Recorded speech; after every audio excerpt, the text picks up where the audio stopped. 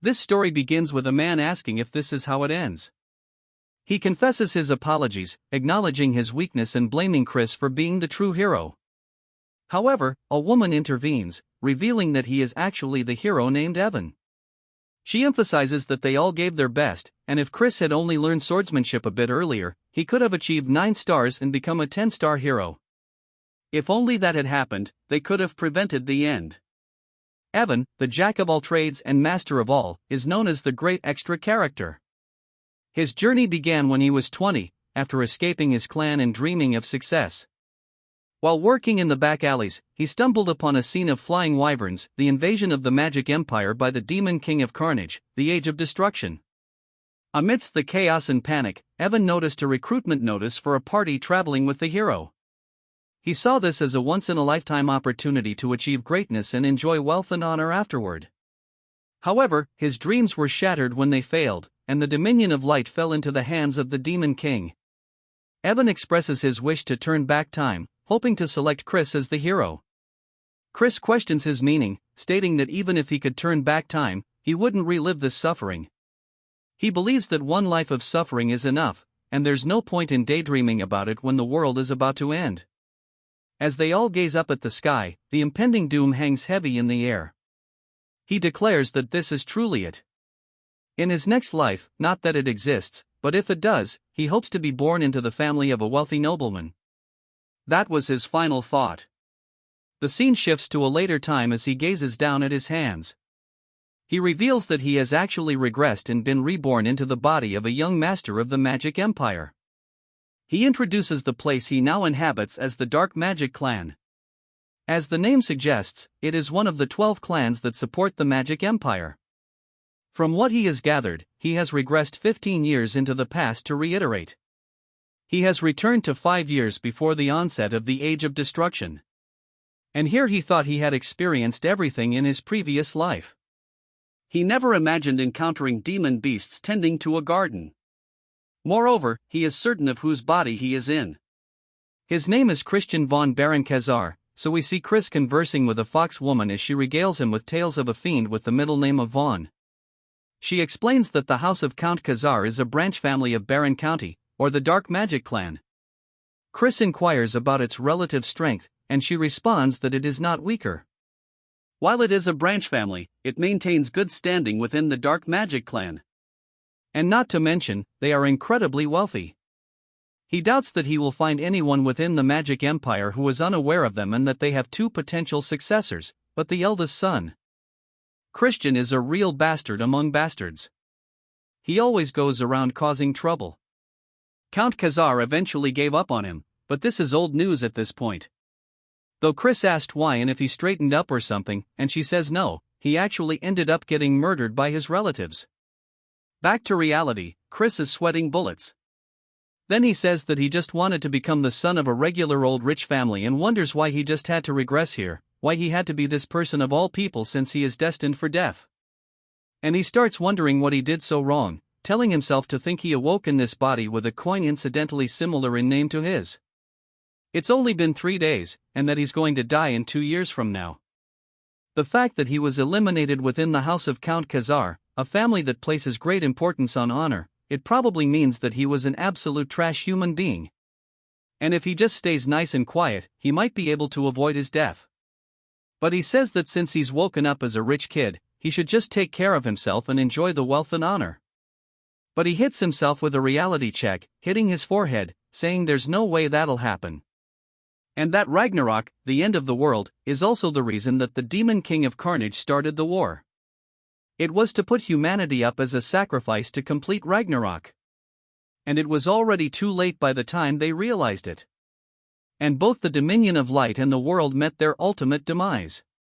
So if he wants to survive, he needs to stop the apocalypse as well. And the Demon King of Carnage is one thing.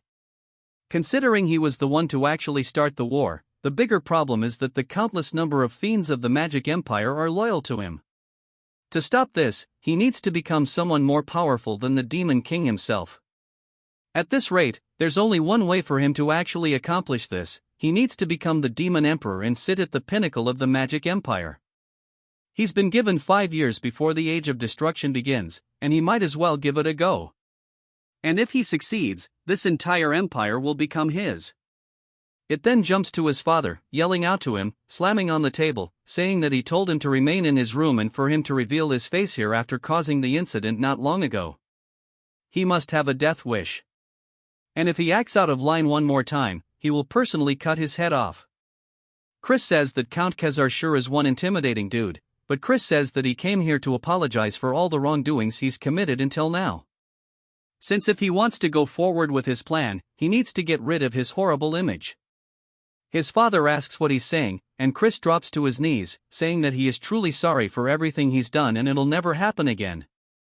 His father asks if he's really trying to get him to believe this only a few days after his last stunt. And if he's trying to mock him. Chris wonders what exactly he did. He's heard so many stories that he can't even think about what it could be. Chris says the fault for making him lose trust in him is his fault. However, 3 days ago, he also mentioned that he lost a portion of his memories. To reclaim those memories, he reflected on his past actions and has realized just how wrongly he's been living his life. His heart beats with the truth of it. His father says that he's heard his excuses countless times. Chris says that's right because excuses made with words alone mean nothing and that he will show him with his actions going forward. And that he would like to be sent to the punishment cave, and he will remain there for a month and show him a different version of himself. We learned that the punishment cave is a prison used for high-status fiends, and it is a place where not only is there no light, but all 5 of your senses are blocked. Even just a few days is enough to drain one's mind.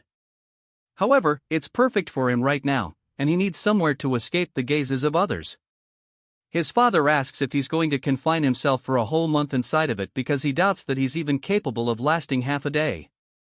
Chris says that he's well aware of how difficult a place it is, however, he thinks that that is the bare minimum for him to trust him. His father looks down at him, asking if he even understands how many times they've had this conversation. Each time he's only left him disappointed once more, but he'll play along and give him one last chance. However, if nothing changes after a whole month, he will banish him from the clan.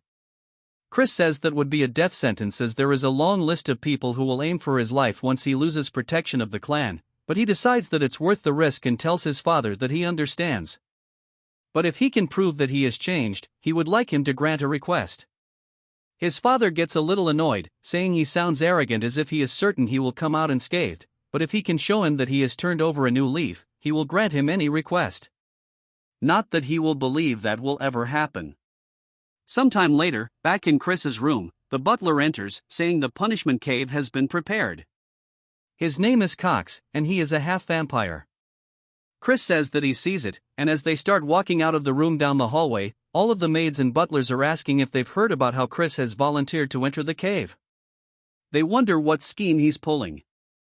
There was an incident where he insulted the young lady of the Poison Magic clan and that it was an incident that the Count himself had to personally apologize for and that it's pretty embarrassing having to save face against a rival clan. They wonder when he's ever going to mature, but they still have their doubts, he ever will. They start debating on how long he'll last in the cave, and one of them says 2 days is definitely the max. But Chris smiles as he walks down the hallway, and we see what I assume is his younger brother also eavesdropping. It then jumps to the punishment cave, and Cox tells him that they have arrived. Chris looks up at one of the statues outside of it, and it turns out it's not only a statue but rather a Death Knight, which is a guard, and he says this is pretty fitting of the Magic Empire, but he doesn't care as long as it stops people from entering the cave. We then hear his little brother call out to him, and when Chris turns around to see him, he says this is a familiar face. He is his biological younger brother and a model student. His name is Thurn von Baron Khazar, and we see him instantly pull out his rapier, thrusting it towards Chris's throat. He stops just shy, but Chris doesn't even flinch. As he looks down into his brother's eyes, internally he's panicking, saying that scared the hell out of him. And he asks his brother, Thurn, what business he has with him, as it doesn't look like he's here to wish him farewell. Thurn says that he's sure he knows that he is a disgrace to the family, but if he sullies the honor of the family again, he will kill him himself. He asks if he understands that this is his final warning. Chris says he sees it must be him who killed Chris in his last life and he's personally met Thurn before during the Age of Destruction. He was a fiend famous for cursed magic. Chris says that it seems like he was cute while he was a kid and he seems to have trained diligently at this point too, but he's nothing more than a brat against him who has seen the worst the Age of Destruction had to offer. As he tells his brother to remove it, Thurn asks him what he just said, and Chris says that he understands, so he should get going. Thurn tells him that he's serious, but Chris completely ignores him, entering anyway, leaving it just awkward as hell outside. Thurn starts yelling, asking Cox what the hell was with that attitude, but on the inside, as Chris is walking forward, he looks around, saying that he can't actually see or hear anything. There's only the faintest sensation remaining around his fingertips, and he bets that is on purpose so that prisoners can feel the objects they bring in or else they might starve to death. An ordinary person would quickly feel mentally drained. In such a place, however, that's irrelevant to him as he's experienced worse during his time as a treasure hunter, and blocking off the five senses is something he's wanted since it will let him see further into himself. Without it, he can't overhaul this broken body. Of course, it also requires a lot of time and luck, but with the medical skills he's suffered to master as the divine doctor and the bone compression art he modified from the circus and finally the magic stones of different properties, it is certainly doable. He honestly thought he wouldn't be able to get a hold of magic stones since they are expensive, but he guesses this is the niceties of an elite clan that heeded his request, even though he's a good-for-nothing yet. In his previous life, he and Evan struggled to obtain them as they had to slave away in the mines. The start will be with the white magic stone, which will purify the toxins. It is a boring but essential stage. It requires him to tediously clean away any toxin buildup across his body with white mana. Even the smallest mistake would cause great pain across his whole body. As he starts doing exactly that, he feels a tingling sensation, which I would assume is like pins and needles when you're sitting on the turd for too long. And he looks up, smiling, saying that this is a cakewalk to him. Sometime later, we see Cox reporting to Chris's father. When his father asks how Chris is doing, Cox says that he entered the cave and he's worried that it'll break him so bad that he won't be able to even call for help. His father wonders if maybe sending him there was a mistake. He had such a promising future as a child, and he wonders how he broke apart so easily if his gift made him too arrogant. Whatever the reason, he'd rather he be fully ruined or died than live such a wretched life. And he's full of conflicting emotions, such as anger and sadness. Even though Chris's words seemed very reasonable, he doesn't think he should have expectations. He's already tricked him too many times. He asks Cox if he saw anything strange when Cox enters. Cox says there was an incident, and his father tells him to report everything in detail. Cox says in truth the young master took magic stones into the cave with him, including a dream stone that makes one hallucinate, and so they don't know the side effects, so they have to immediately open the cave.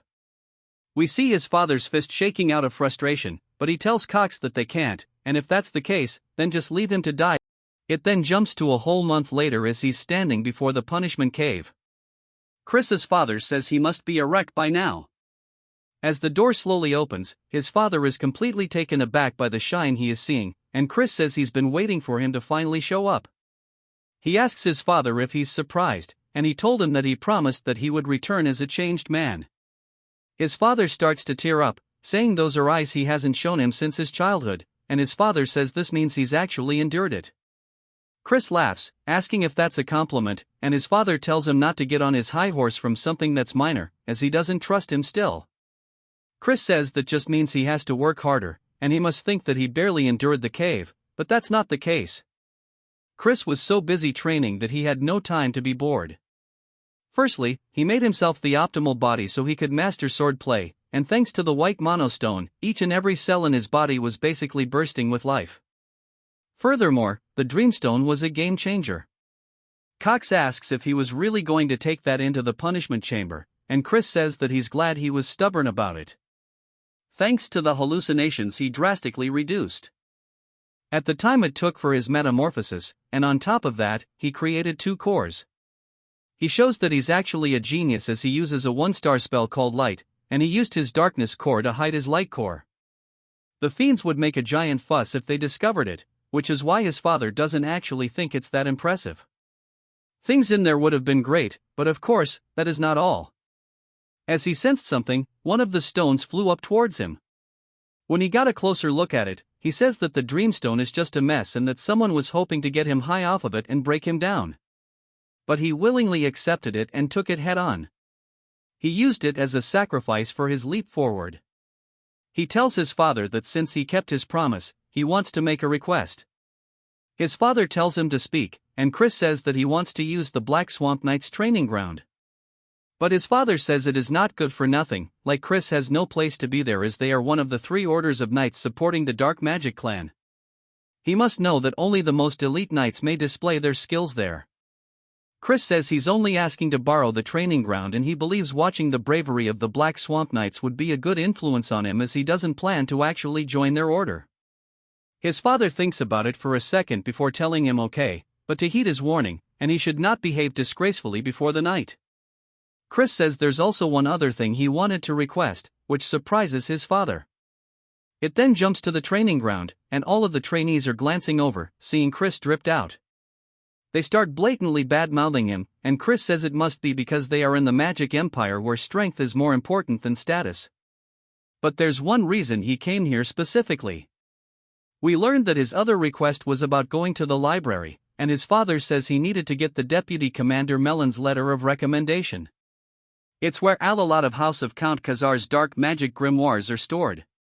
In order to learn dark magic, you must gain access. Chris says he understands and asks why he had a condition when he's still a member of the clan. His father tells him that he must have forgotten how he tried to sell the advanced grimoires on the black market. Chris wonders just what kind of life he lived before he took over it and that he truly is a worthless piece of, but Chris says that the most important priority right now is getting the deputy commander's recognition. He then looks up to spot Thurn and a lot of trainees surrounding him. As Thurn tells him that this isn't a place someone like himself can walk into, Chris says this is pretty troublesome but smiles, saying that he actually thinks this is going to be a perfect opportunity. Thurn then tells him once more that this is his final warning and to go back. He assumes that he doesn't want to throw away the life he's so narrowly saved in the punishment cave. Chris sighs, asking Thurn if he can really stand by those words as father is the one who allowed him to enter the training grounds. Thurn looks surprised by this and we hear somebody else say that she respects the Count's orders but she knows he's not very trustworthy. And we introduce Melon, the deputy commander of the Knights based off her dark energy. She's at least a 4-star and it seems like they intend to scare him off from the start, but he is used to threats like this. He bows, greeting her, and she's just surprised that he withstood her dark energy. He says that seeing as the deputy commander is stepping in, there's no helping it, and he'll prove that he is qualified to use this training ground. She asks how exactly he plans to do that, and he says that he'll fight against one of the fiends here and win. She tells him that his jokes have gone too far, but he says that he's not saying it as a joke. Instead, he would like to request that she refrains from using dark energy since surely she knows due to his debauched lifestyle his capacity for dark energy is far from what it might have been, and he'd prefer an unarmed duel if possible. Melon thinks to herself that even if it's just for a duel, they can't have the heir getting hurt, and this is pretty troublesome. She asks if he really thinks he'll stand a chance in an unarmed duel. Chris says that they'll have to see about it, and he wonders who he should pick as his opponent. He then snaps his fingers and says that they will probably make do. Then starts to get pissed by this, and Melon says that he should find a more suitable opponent as their level is a 2-star. Chris explains that a 2-star is a level no ordinary 13-year-old can reach if you don't possess the raw talent for it. It doesn't matter if you're 13 or 23, you won't even scratch the surface of the level of power. But of course, Chris is also not an ordinary bastard. He says that if he's going to prove himself either way, he should fight someone stronger than him. He thinks fighting them would be for the best and he asks them what they think. Saying surely he's not scared of his brother, they look pissed, saying that he accepts the duel. We then see all of them surrounding them, and they tell them to take the opportunity to destroy Chris, and if he doesn't do it properly, they'll have special training today. Chris asks Melon how they're meant to decide the winner or if they just go until the opponent surrenders. Melon says that this is pretty insolent and he doesn't even know his place, but they should just go until one side is incapacitated. But she really thinks it would be a good idea for them to hit him by taking a leg or two. Chris asks them if he heard the rules, asking what he's going to do since he's going to be in for a serious whooping. They start to get pissed by his taunts, saying that he'll make sure he never runs his mouth. But while he's distracted, Chris smacks the absolute piss out of him, which completely catches them off guard. Chris asks what's the matter, saying that the fight's already begun. They look back up towards him and swing, telling him to shut up. Chris explains that this is practically cheating as a fiend who hasn't even reached 1 star yet. He doesn't stand a chance against someone with dark energy, but in a barehanded duel he fought on countless battlefields in his past life, so it's not really a big deal. As he knees them right in the stomach, he says besides, if they only count the dominion of light powers achieved in the punishment cave, he is at least a 3 star. The other trainees are asking what the hell they are witnessing as they're hunched over holding his stomach. Chris asks if he's crying and if he wants him to blow on his boo-boo, just straight taunting his little brother. Thurn starts asking him what trick he pulled, but of course, Chris is satisfied, saying that seeing him in this state is refreshing. There's nothing like a trick here and that his brother is just a bit too weak. Thurn starts to get pissed, but Chris continues taunting him, saying that he's so quiet he can't hear him. A black aura then starts to envelop his hand, and he dashes forward, telling Chris he's going to kill him. Coming in for a left, Chris dodges the attack, saying he's pretty fast though. This is the spirit he was looking for. As Thurn continues punching towards his face and missing, Chris says this still isn't enough. As he raises his hand, cutting off the aura from the rest of his body, even Thurn realizes that his dark energy is starting to dissipate. Chris hits him with an uppercut, saying that fighting is all about instinct as his eyes go white and he falls to the floor. The rest all look surprised and they start wondering if maybe they let his guard down, saying that maybe he would throw his dark energy because he was worried he would hurt Chris, otherwise, it wouldn't make any sense. But Melon seems to have a better understanding as she's genuinely surprised. Chris says with this, surely he's proven he's qualified, and Melon says yes. Chris thanks her and puts on a calm demeanor, but in reality, he's just hella glad that it worked, saying that now he's going to devour everything, swordsman and magic alike. It then jumps back to the house, and Chris explains that he has reached 1 star in dark magic since he's still not fully accustomed to handling dark energy, and there was a lot of residue left over by Christian. It took longer than he expected. As for wielding the power of light at the same time, he'll need to raise his level further for that to be possible. He rings the little bell only for a woman to slowly appear in his room, asking if he called for her. We are introduced to Mary. His sign maid, he says he can't believe they are using a high-level evil spirit, a banshee, as a maid.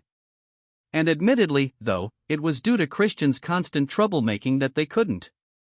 He says he'll definitely replace her, lady, and he tells her to just give him some juice as he'll drink it and then leave to train. She asks if she should prepare it with human blood, but he tells her just to make it with strawberries. She tells him that blood juice tastes super good though, and he tells her that he wants strawberries. She continues, and they have a little bit of banter back and forth sometime later. As Chris is heading out somewhere, we hear Cox yelling out to him, asking if he's going to train even though it's so early. And then he worries he is just pushing himself too much. Of course, he's pleased and proud that he's so diligent as he believed in him even when everybody else didn't. Chris says to get a load off this guy and then starts to release some killing intent, saying that he never asked him to believe in him and asks who he is to decide whether he should believe in him in the first place or not. Cox is startled and then apologizes for overstepping his boundaries and then tells him to have a good training session. As Cox leaves, Chris says that there's something really fishy about this dude at the training grounds now. Chris says that everybody here has way more doe-eyed looks than before and that now that their guard is down, he wants to try to win them over little by little. We see some bird dude watching Chris swing his sword, and he walks away towards a tent and goes to inform the deputy commander, Melon, that Chris has shown up again at the training grounds today. Melon just wonders what the hell he is planning and what that duel was about back then. Those movements were definitely impressive.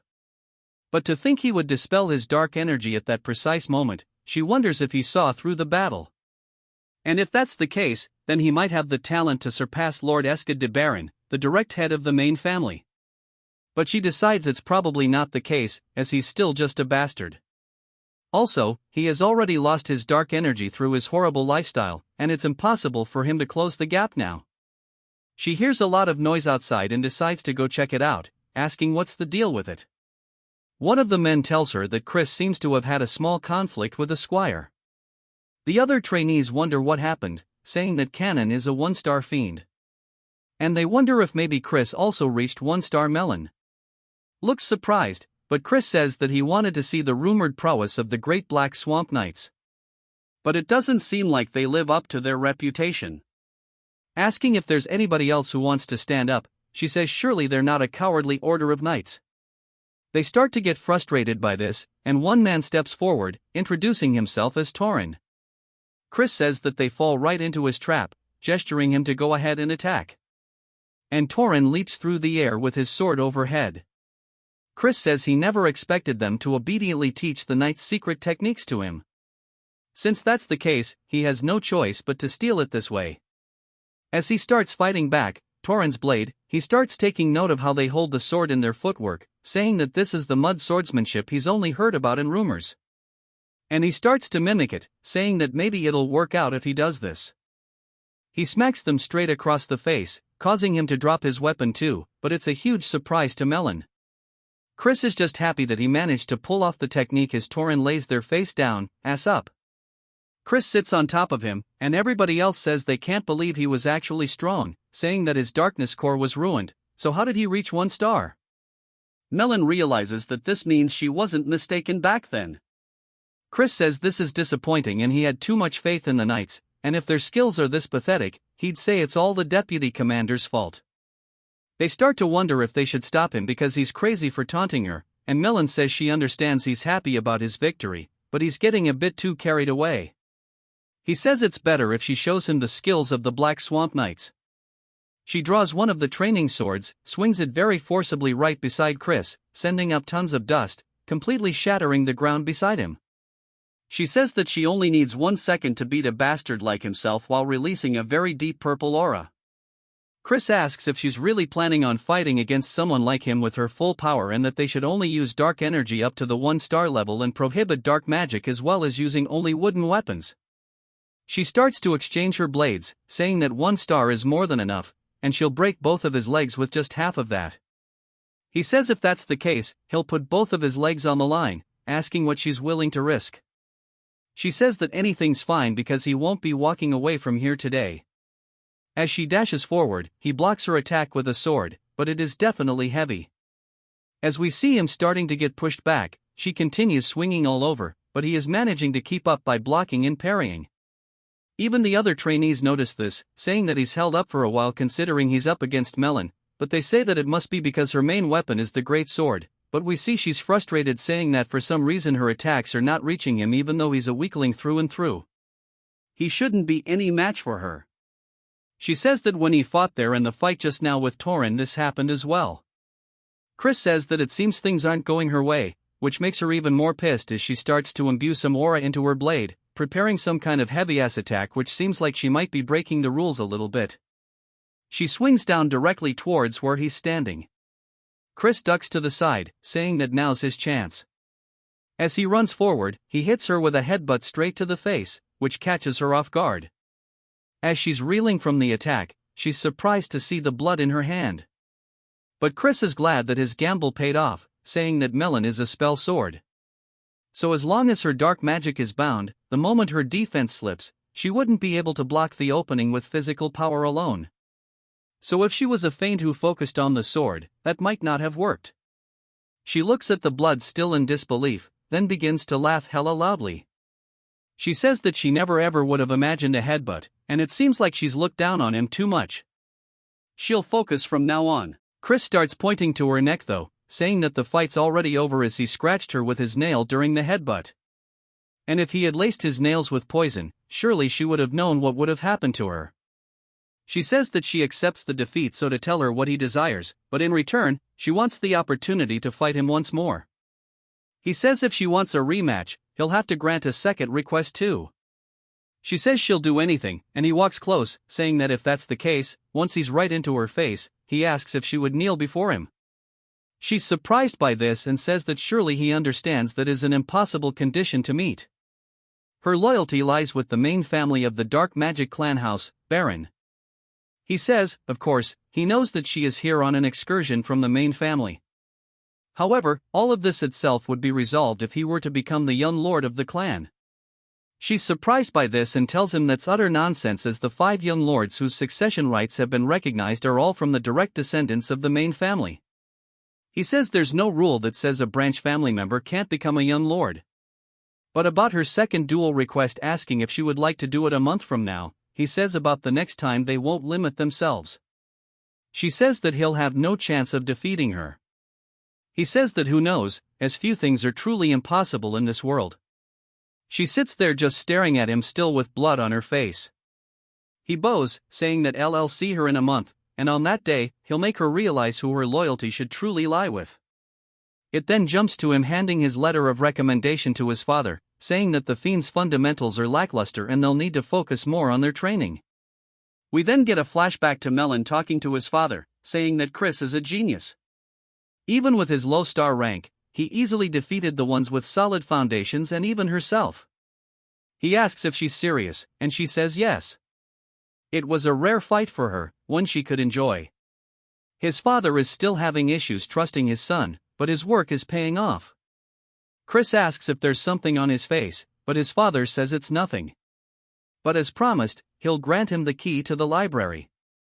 As Chris leaves, he says this was all he wanted, and he obtained the library key and even changed Melon's mind, and that Melon is a fiend from the main family of the Dark Magic clan.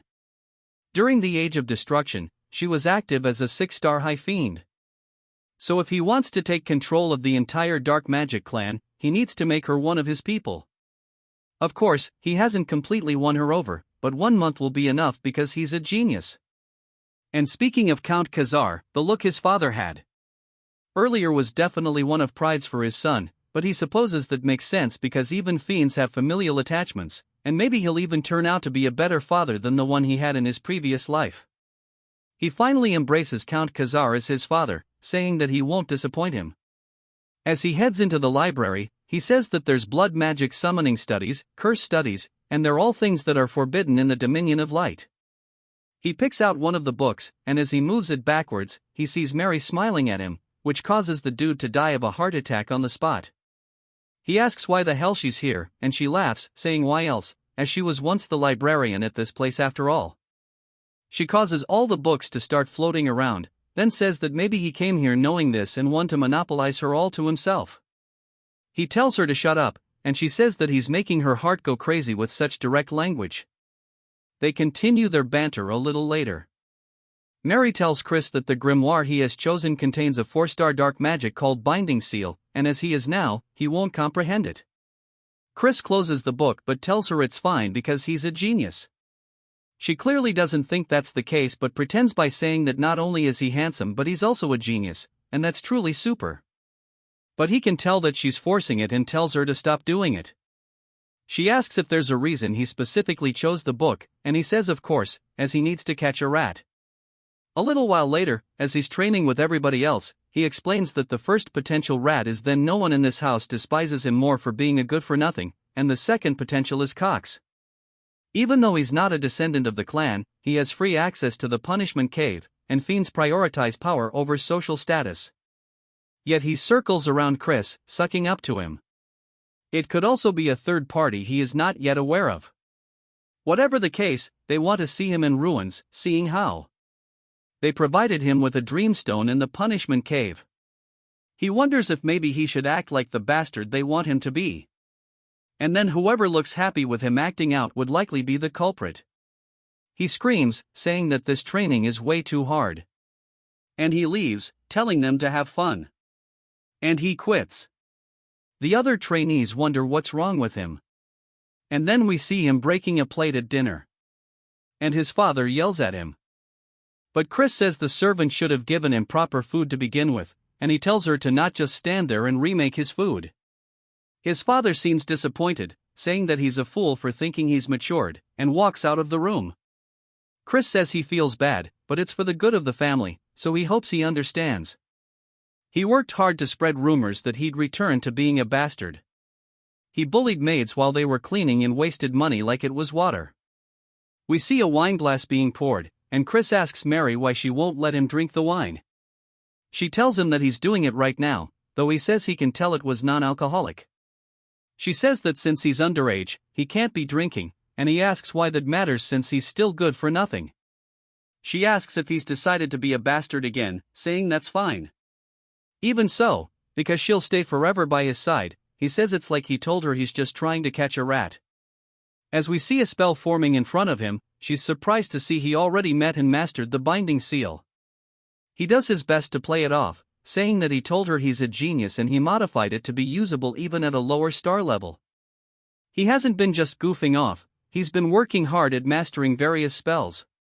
She wonders if maybe he's truly a genius. Then, she slams the door open. Chris says he needs to act drunk quickly, asking her what he's doing here. Then, she asks if this is the best he can do, as he thought he had truly changed for the better. Chris can tell he's angry, and he decides to cross him off as a suspect. He smiles and tells her that he thinks there's a rat hidden in the house. Then, she asks what he's talking about, and Chris says someone wishes to see his downfall and he intends on dancing to their tune for a while. Then, she asks if he's really saying it's all an act, and Chris says yes, even the wine is fake. As she smells it, she can tell it's not alcoholic. Asking who the rat is, Chris tells him that it's hard to say right now, but they should take the bait anyway. May now, as he throws the wine bottle to the ground, one of the butlers runs in, asking if something's wrong. Chris says this isn't the wine he asked for and to bring him another one. The butler tells him that Cox is currently preoccupied, and Chris says that he guesses he needs to pay him a visit. While still acting drunk, then says he's playing this role too well. And then it jumps to Chris slamming a bottle right in front of Cox's face. Cox asks what brings him here, and Chris pours the bottle over his head, saying this is not the wine he asked for. Wondering if he's looking down on him, Cox says, of course not. Asking if he wants him to go get someone to fetch a proper one immediately, Chris says no, telling Cox to go grab it himself. Cox, clearly frustrated, says that he's in the middle of something. Chris asks if he's going to work like this, saying that he needs to go change anyways. So to get going, Cox then begins to shake visibly and says he'll be back soon and walks out of the room. Chris says that he needs to commend his patience in withstanding such humiliation, but that hostility was very clear. Chris starts looking over all the paperwork Cox has been working on, and he looks surprised but then smiles, saying that this is it. He figured that if Cox was the rat, he would be doing some funny business with the finances, but this isn't enough as he needs a real smoking gun. As Cox comes back, he says he has the wine for him, and Chris thanks him, asking if he's not mad at him.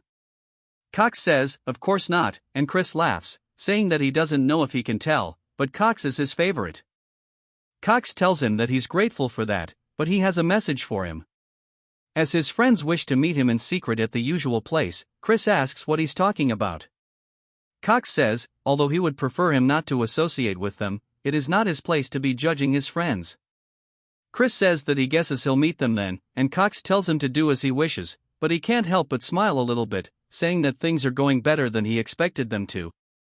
It then jumps to a whole table of food, and we hear someone telling Chris that they've heard rumors that he's changed recently, but there's still no way that he's the best among them.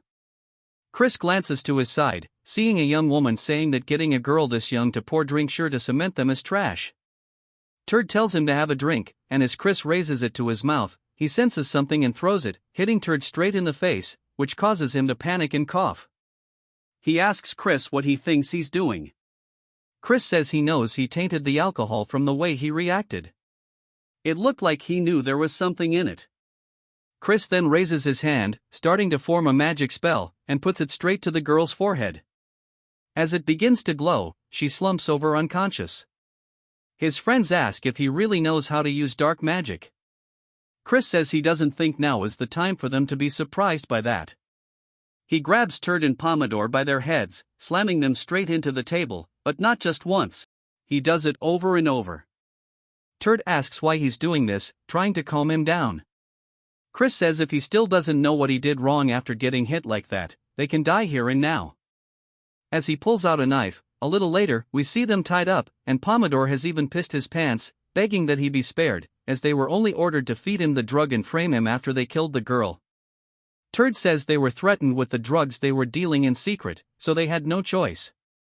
Chris asks who was the one who ordered. Pomodore is hesitant to answer Chris, then moves the knife closer to the man's crotch, asking if he wants to have it cut off. They immediately say it's Cox and they'll do anything to spare their life. Chris asks if they really mean that, and they both say they swear on it. Chris says he can't hear them. They yell it even louder. He says that he'll take their word for that as he begins to cast another magic spell. It starts flying into their foreheads, and he tells them to listen to what he tells them and carry it out properly. They both fall unconscious onto the floor, Pomodoro or even foaming out the mouth a little later. Cox runs into Chris's father's office, saying there's a problem. When he asks what it is, Cox says that the young master has committed murder. It seems he got drunk at night and killed the one who was giving him drinks and threw their body into the river. It seems they won't be able to overlook this one so easily.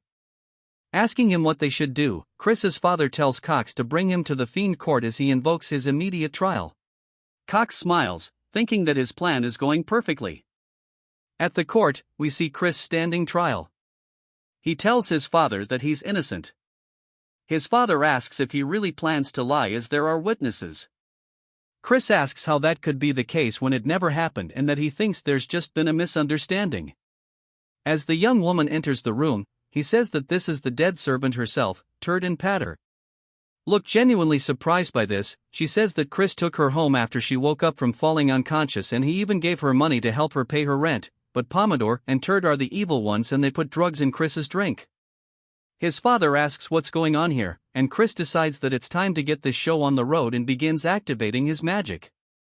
Turd says that it's correct. They gave false reports, and Pomodoro says it was because they were given orders by the butler Cox to frame the young master. Cox starts panicking, asking why that kind of trash they're spewing, and that this is slander, and that Chris and his friends are trying to frame him. Cox also tells Chris that the joke's gone on for too long, and he's crossed the line, but Chris knew he would react this way, and he says as the victim of this incident, he would like to request one thing. His father asks what it is, and Chris says that he wants him to act as a proxy of his authority to directly question Cox. His father looks a little confused but decides to go along with it, saying that he'll leave it to him to head the defendant's stand, but to know the moment he acts in a way that is inappropriate, his authority shall be revoked immediately.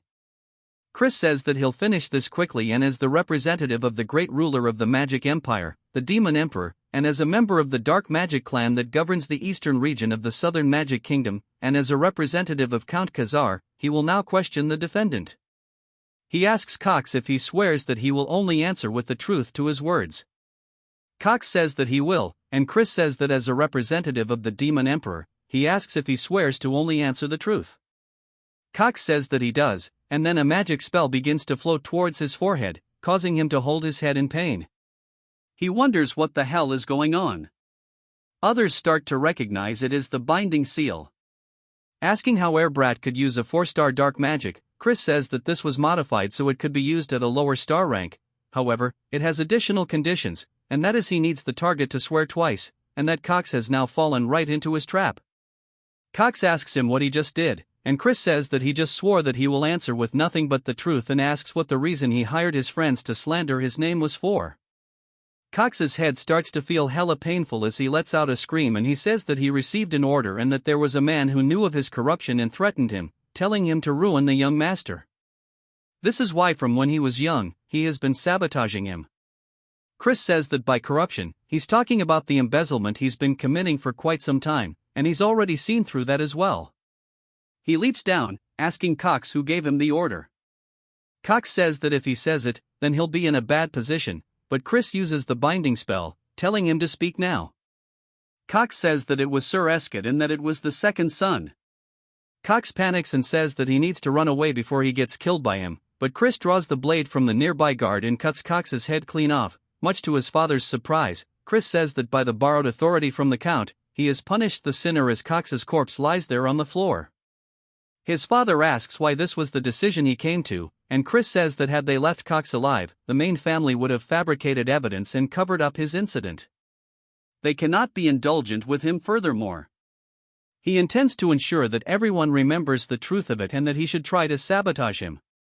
His father looks a bit anxious and then snaps his fingers, telling him to follow him as he opens up some kind of gateway behind him. Chris enters, asking where they are. His father says that this is a secret training ground as there are too many eyes in the courtroom.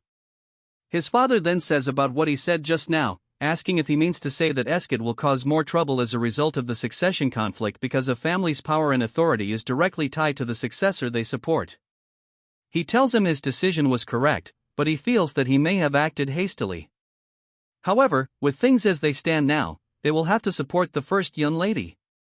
The first young lord isn't an option because he is a crazed, bloodthirsty lunatic. Chris says there is also another option, which is for he himself to become the successor. His father says that's nonsense, but Chris says that someone from a branch family can be recognized as a successor if they possess the necessary ability. His father says that's just a role by name alone and it is not enforced.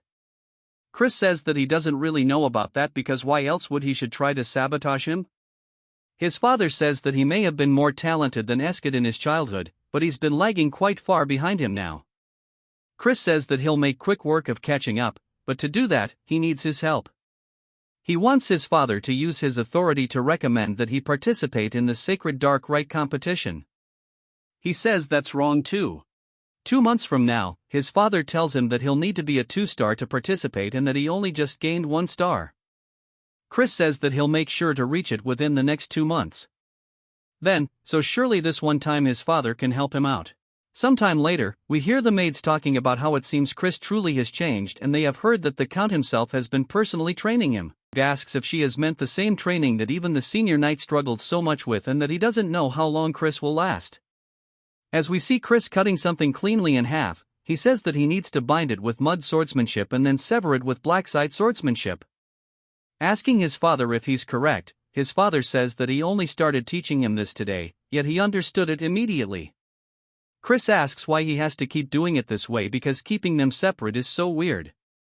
His father asks what he means and Chris says that he feels like there's a more efficient method. As another mushroom monster spawns in, Chris runs forward, cutting its legs clean off.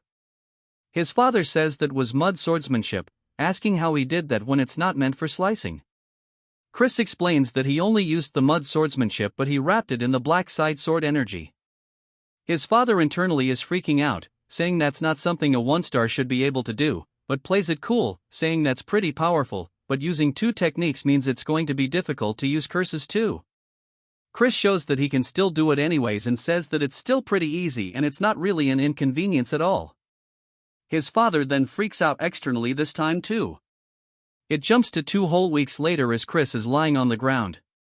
He says that running is so hard and it's not like he can half-ask this since stamina is key to increasing his power stage. We then hear Melon asking if he's already exhausted as the duel isn't far off and she's eagerly waiting for the promised day to arrive, he says. She always has such an intense presence, and that he's doing his best to meet her expectations. She says that she's aware of his growth, but he's still a 1-star, and he'll never get her to kneel before him. He says that he's sure it would happen and he's sure he'll learn something through the duel, so it won't be for nothing if it doesn't. She laughs, saying that he's still full of energy, and she hopes he fights past his limits and entertains her. He says that she is currently an upper 4-star. We learn that in a single stage, there are 3 separate tiers, lower, middle, and upper. As an upper 1-star, he is way below her level. However, he comes from a rich family, which means that he's a wallet warrior. As he enters his room, he asks Mary if she's finished packing his bag for the outing, and she says, of course. And that's since it's their first outing together. She made sure to dress to impress. He says that he never said that she was coming with him, though, and she laughs, saying that he must be worried and she's going to get a heat stroke from this. And that he shouldn't care because it's her pleasure to serve him. He asks how a banshee is meant to get a heat stroke in the first place. He recalls asking his father if he could change to a human attendant, and his father says he cannot since he made a contract with Mary. And that a high-ranked banshee cannot be managed without a contract. And he asks his father if he could even tell him how to avoid the contract then, and he says that it's going to be him sharing a very deep kiss with Mary. Chris says that he can't believe Christian did this in the first place. He tells Mary that she can't come with him as he's headed to a place with lots of people. She looks so sad, saying that she was looking forward to going out. He says that it's just her spiritual energy might injure people. She keeps the puppy dog eyes, saying that she's been stuck in here for decades now, and bro can't believe that she's this sad about it. And folds into zero pressure, saying that he came along, but she just shouldn't show up around others. She says that he truly is the best being, all excited, and he tells her just to follow him. She asks where they are going, and he says that it's somewhere he can make a profit. She reminds him that he already has a lot of money, and he starts dropping his coins on the ground. He tells her to stop doing that. She says if he's not going for money, then maybe he's going for land ownership. He says that's wrong too. She asks what it's for then, and he says it's for something he used to use before. We see them in the carriage saying that he's late. Chris asks what he's doing here. Then, he says that he's here to watch over him in case he begins to behave like a bastard again. Chris tells him not to worry about it as he's merely on his way to go gambling and nothing more. He says they're fiends, so it's a given that they're close to alcohol and gambling. Gambling is something even the Demon Emperor recommends, and there's a reason that's legal. Then, he says that he should follow him there. Then, Chris asks if it's perhaps because he's worried about his big brother. Then, he freaks out, asking why he'd be worried about him. He's just concerned that he'll dishonor the family. Chris says that he was thinking for a little nerd like his brother. It'll probably be too stimulating anyways. Asking if he even knows the rules, then he says that gambling is just card games and that he's going to flatten his nose if he keeps yapping like this. Chris says that sounds so scary and says that he's going to show him that he's a pushover today. They finally make it to where they're going, and it's just a big grand building. Even Mary looks super duper impressed. Then, he says that he didn't know a building could look like this. Mary says that her heart is starting to flutter. Chris tells them to stop acting like country bumpkins and to put this on as he hands a mask to Thurn. He tells Mary that she needs to hide so people can't see her. He also wants to whisper something to her. He starts doing so as she listens, and she says that she'll go do as she's ordered and disappears. Then, he asks where he sent her. Chris says that he shouldn't worry about it and they should go in already. As they enter the area, people start to look over towards them as they walk by their tables. Some of the gamblers say they can't believe people so young would enter the lion's den on their own. Chris says that he wants to make a bet with Thurn on who wins. He'll make more money in an hour, and if he wins, he'll call him older brother for a month. Then he asks if he's serious, and Chris says yes, but if he loses, he'll have to call him the Honorable King Emperor Majesty brother. Then he can't believe he said that with a straight face, and Chris says that there's no need to do it if he's scared and offers him some money.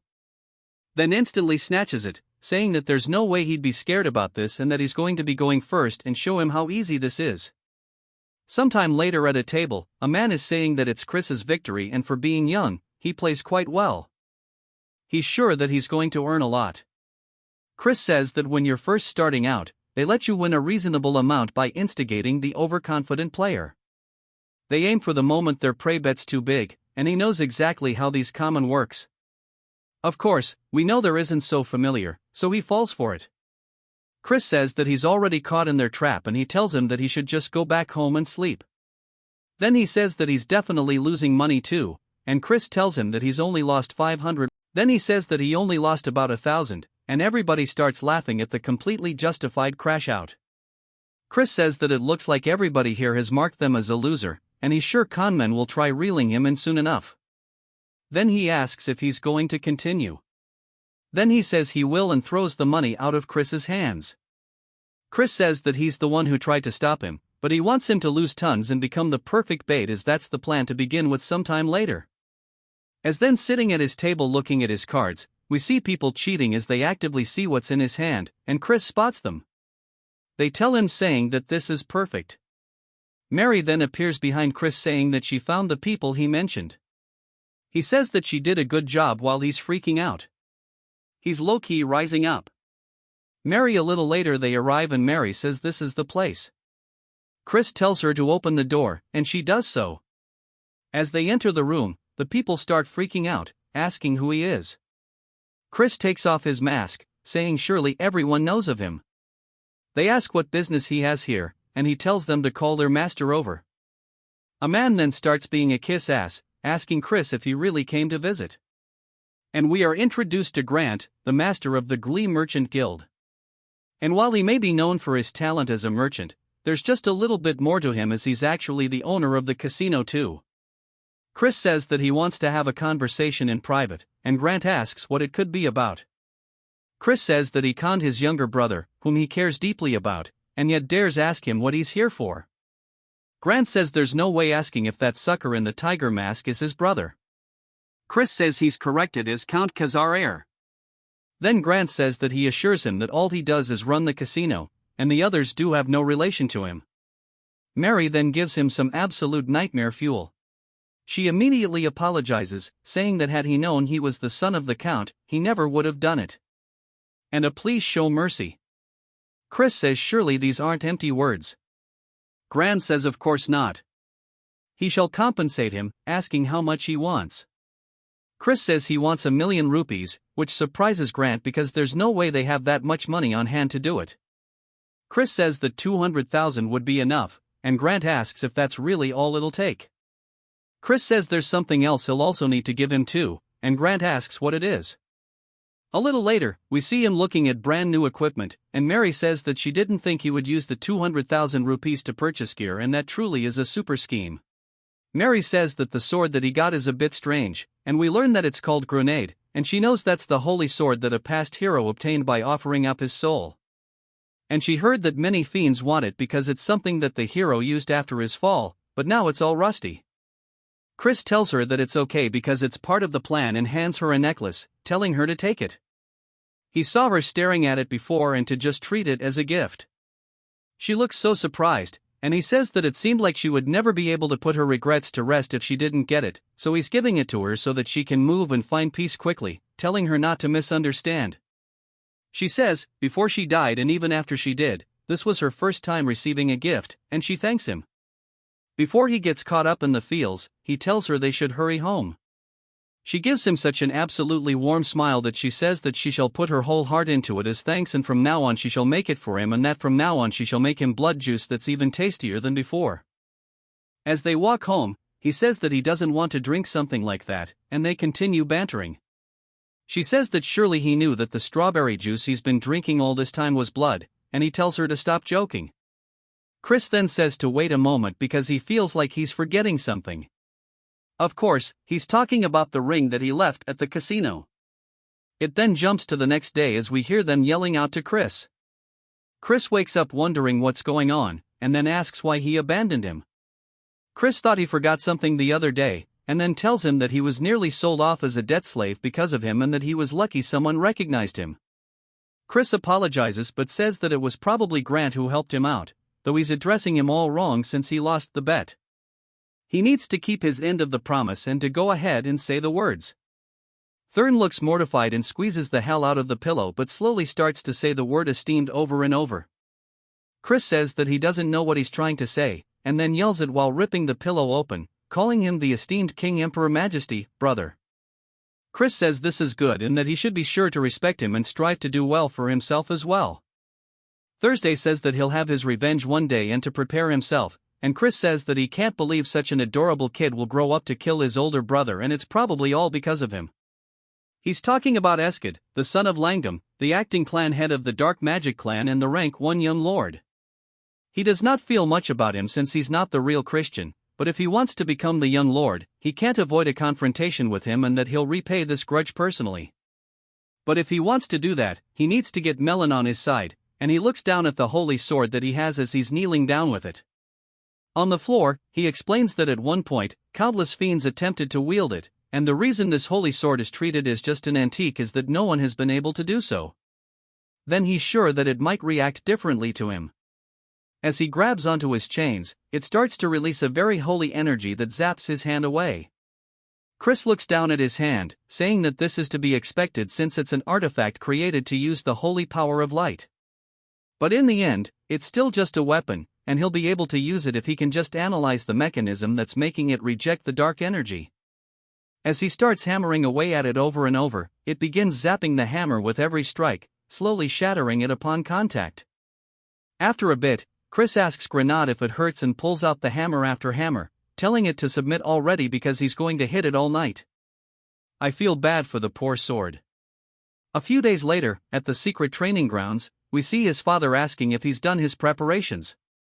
Chris says he has, and we see a woman in front of him. He asks who she is, but he says that he thinks he's seen her somewhere before.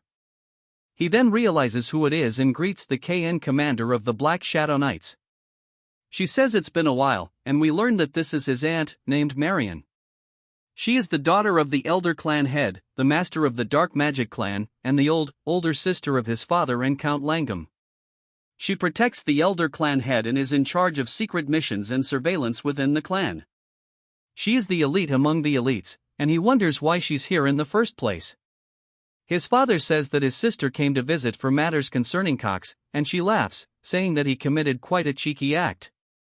Chris says that maybe the Elder Clan head is planning on protecting Eskid, and that might be a bit of a problem. He says, it seems the Elder Clan head has plenty of free time tending to such trivial matters. She says he's pretty bold, but the clan head has no interest in the squabbling of children and rather he seems to be interested in Chris. Chris is surprised by this and says that this might be an opportunity to win his favor. Marin says that she wonders if this is bravery or idiocy as he hasn't even reached 2 stars yet. He is challenging Melon and that he should call off the duel. He thanks her for worrying about him but says that he has his own plans. As he starts to show the sword, she recognizes it, asking if that's perhaps Grenade. Saying that he must have gone insane, but she knew he was a troublemaker, just not to this extent. We finally learned that his father's first name is Raiden, and she says that he went on and on about how Chris has changed for the better. Raiden says that it's true, and she asks if he doesn't realize that he's trying to use a holy sword in a duel. Chris asks if he's not allowed to use it and that he just has to win no matter the method or trick he needs to use. She warns him that even the Elder Clan had failed to tame Grenade as that holy sword's power will burn him to ashes. Chris asks if that's the case, as he starts to take the sheath off of it. She yells, telling him that it's dangerous as it has a little bit of a golden light to it. Of course, nothing happens, and she kind of just stares at him. She asks if it's a replica, and he tosses it at her, telling her to check it herself. As she catches it, it starts zapping the hell out of her hand, so she throws it to the ground. She asks how he's doing this, and he says that it's a trade secret that he doesn't want to tell her, but she can be sure of one thing, the only reason why he can wield the sword that even the Elder Clan had failed to tame is because he is a genius. His father can't help but feel proud as hell, and we hear Melon laughing, saying that he's always so fun and entertaining, and for him to have tamed a holy sword is cool, but it's not like that's going to matter, as today will be his last day in this world. Chris begins to stare at her. It then jumps to the start of the duel. As Melon's charging forward, swinging down, Chris blocks it. He says it's just as he thought. Without any restrictions, her power and speed are incomparable to before. He won't be able to narrow this gap at all. But as she starts flying in, he blocks her attack once more. We see the holy sword starting to dissipate the aura on her blade. His father and aunt are surprised that it's opposing the dark energy. Raiden says that it seems like he surpassed her when she was younger too. Marin says that's not the end of it, pointing out that he is wielding the holy sword. As they see his hand still has the purple aura to it, but it looks like it's clashing with the sword's aura, Chris strikes back, causing Melon to block it. Raiden says that the power is incredible, but it looks like his dark energy is fluctuating a bit. Marin says that's not what's going on. He's controlling his dark energy for a single moment to avoid the rejection and response of the holy sword. Melon distances herself. Chris asks if the battle is to her liking. She says that she's been having this thought for a while, but asks if he's perhaps predicting her movements. He says that he does happen to be pretty observant, and each sword technique has a preceding position she needs to raise her arms before she can swing down. And to do that, she needs to move the muscles in her shoulders and upper body. This is something a novice and an expert share in common. She sighs, asking him how he's going to predict this. Then, as we see a green aura start to be released from her hand, it starts to wrap around Chris. She says that surely he hasn't forgotten that the Black Swamp Knights are spell swords. A giant surge of holy energy resonates from him. He says that almost could have been a problem. She asks if he had a cleansing artifact. Chris starts thanking his father, saying he survived thanks to him. But he says that should be in the secret vault. He looks confused. Chris says he can't help but be a little bit of a klepto sometimes, but having good equipment is a skill itself in a real battle anyways. He reaches into his pocket and throws something towards Melon as it explodes. She does her best to dodge whatever it is, and Chris says there's no use even if she does, as he throws another one directly towards her. This one explodes. He says that he got that artifact using the money he took from GLE, and it's pretty effective. He tells her that he knows she's alive and to come out already, as she starts thrusting her blade directly towards him. Chris redirects his blade, matching her, hitting the tip of the blade, causing it to crack until it shatters into pieces. Raiden says that he wondered why he threw that corrosion marble into the air and that it's just like he thought. His son truly is a genius. Melon then starts walking forward, laughing, and then even begins to smile, saying that this is way too fun. Asking what he's going to use next, Marin says that Melon has lost her mind and they need to stop her. Chris starts to lean backwards and then raises his hand, deflecting her attack with the most minimal of movements. He then immediately pivots his foot, getting behind her, putting the blade to her throat. And then it surprises her, and he says that it looks like it's his victory. Asking if she was satisfied with this, it even cuts her cheek a little bit. His father still just looks super proud. "I love this guy, Melon." Then laughs, saying if he's genuinely asking, that she can't even calm down anymore. He then says that he wants an answer to his previous request as soon as possible. Although it was his victory, he will show respect, etc., if she wishes to refuse, as loyalty isn't something that can be obtained by force. She asks if she continues to stand by his side if he'll fight her like this in the future. He grabs her hand, saying that he'll fight her as much as she wants it. Then jumps to later, as Marin is looking out at the sunset. She says that him wielding dark energy like that is something special. As we see a man throwing the holy sword onto the ground, says he refuses. Marin asks if it's impossible for him to hold it as well, and he says that he can wield it momentarily, but as she knows, the waves of dark energy change continuously, meaning you need to constantly change the waves into one that the sword cannot detect. But there's no one who can do that in a real fight. It might only be possible for a demon of Gahong or the demonic dragon, and if not them, then perhaps a crazy bastard who can control dark energy as easily as they breathe. She recalls Chris smiling widely, asking if it was perhaps enough to earn her praise, and she does look a bit happy about it, saying that maybe her father's long desire can be fulfilled. It jumps to the kitchen, and we see a very evil-looking dude chopping stuff up as he cuts a strawberry in half and places it atop cheesecake. Chris says that he can't believe he's been making the strawberry cakes, and Mary says that despite his appearance, his skills are top-notch. The orc then asks Chris what brings him to the kitchen, and Chris says to make some cookies. Mary asks why he's making cookies, and Chris says to give them to someone. She asks if it's for a woman other than her, and he says that it's not what she thinks but it is technically for a woman. The orc says he can do it for him, but Chris says it's fine because baking heartfelt snacks with his own hands is what matters. He may not look like it, but before he can finish his sentence, he gets hit on the cheek with a red substance as orcs are going absolutely crazy mashing up what used to be strawberries into jam. Chris asks Mary if she's sure they aren't adding blood to the strawberry juice, and she laughs. Then later that evening, Chris calls out to Marin, who's about to get atop of horse, and she asks what's the matter. He says that he heard she was leaving and came to say goodbye. She says that she appreciates it and he must be tired from the duel yesterday. He says not at all, but he also has a little gift for her. She sees all the cookies and begins to blush, saying that he didn't have to prepare a gift. He says he's happy to see her again and couldn't help but prepare something right then. He remembers yesterday when Chris was asking him if there's any particular food that Marin enjoys, and he says that he sure doesn't know how to win someone over.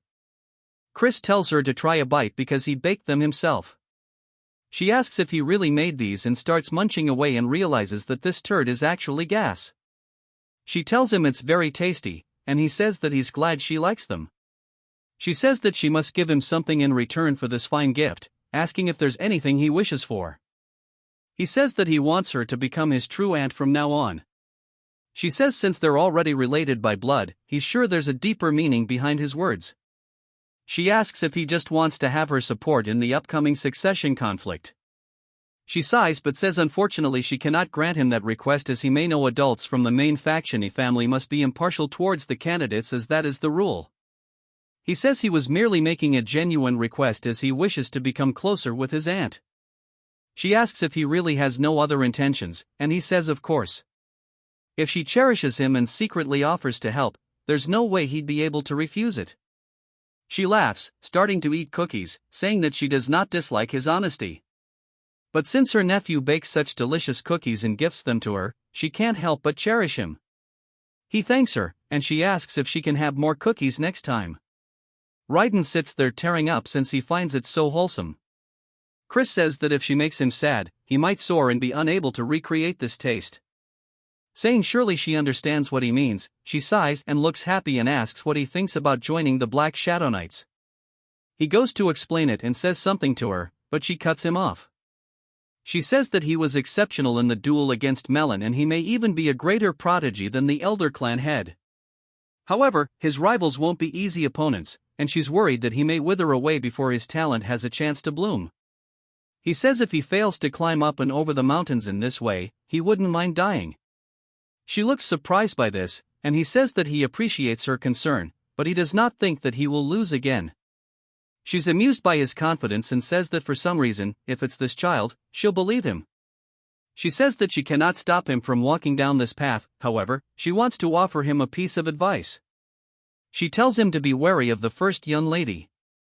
Raiden asks why he should be wary of Juliana, not aside from the fact that she is the most gentle of the 5 young lords. Marin says that he will soon come to understand why, and Chris thanks her, saying that he'll keep it in mind. She smiles, saying that she'll see him next time, and rides off. It jumps to Chris laying down in bed thinking about something. He says that both his father and an aunt are powerful as they've reached 6-star after a lull, but he still didn't hear much about them during the Great War, and he wonders just how many powerful combatants there are in the Magic Empire. As there must be enough to overwhelm the Dominion of Light at the very least, but he doesn't want to repeat the past this time around. So, he must get stronger faster.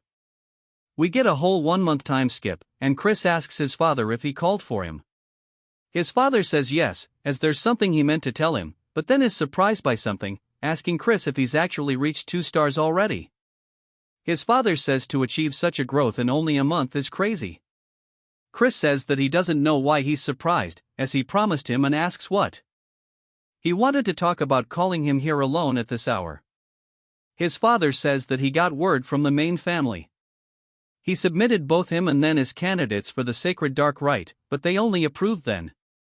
He sighs, saying that the reason being was that of his frivolous spending, womanizing, thievery, and even drunk and destructive property. He can't refute it because it's all true, bro getting punished, but his father says that he can't believe they're looking down on his son. Chris asks if Count Langham made this decision. His father says no, the Count didn't have much to say after misdeed.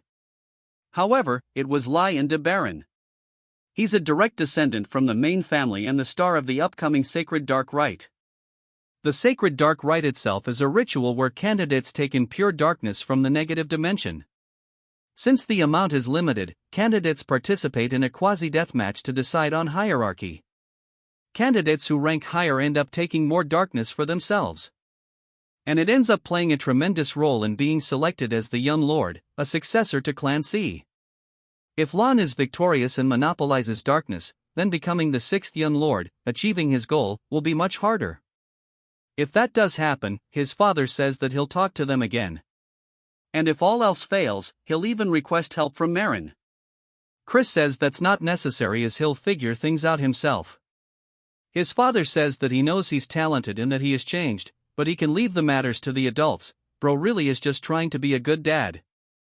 Even Chris can see it and says that he appreciates his feelings, but he tells him that he has his own methods. Bro is cooking up something nefarious. He asks if any children of Count Taraman's house will be participating. His father says yes and that his 3rd son will be there. And that scoundrel sided with Lone, saying that he had no right to participate in the Dark Rite and he's merely a trickster who can only control demon beasts. Chris says he's surprisingly a nice father and he tells him to calm down as he simply needs to prove himself to them and that the Traman should be hosting a black pill hunt soon and he'll participate as a herder. It then jumps to what I assume is the main estate of the house. We hear Marion saying that she has personally checked on Christian as per the clan head's orders. He asks how he was and she says that he was incomparable to the others.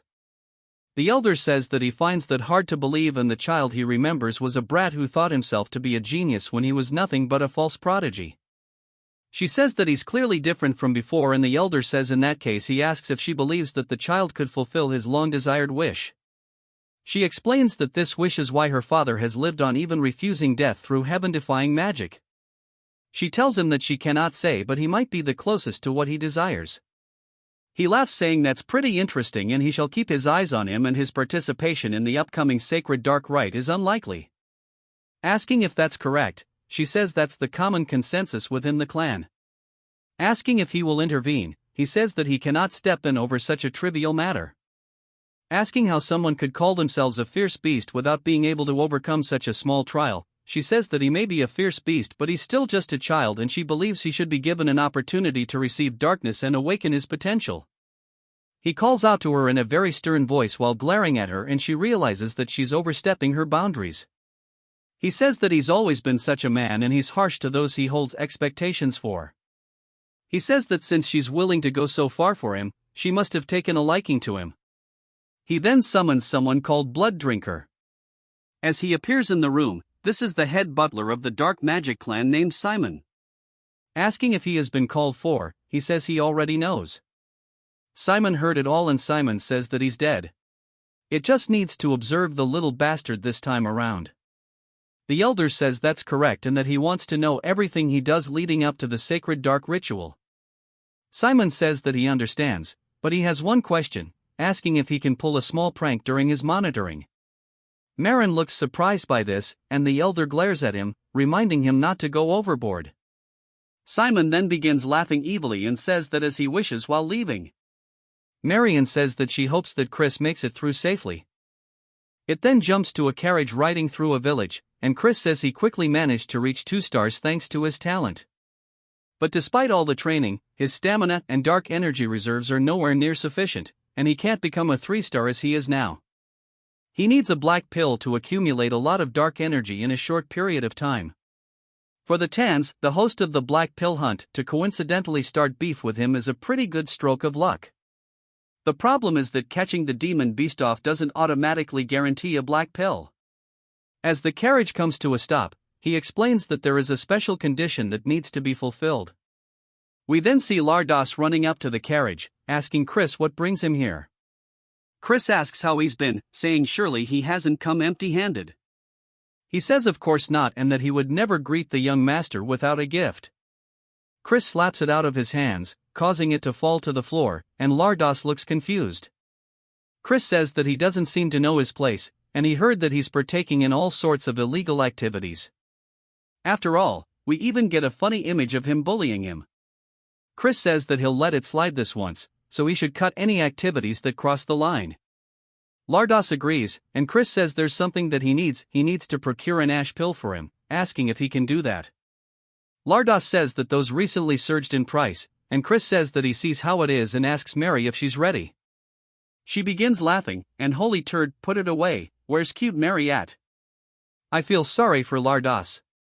He immediately gets on his hands and knees, saying he'll get it immediately, and Chris says it's so nice and easy when he cooperates.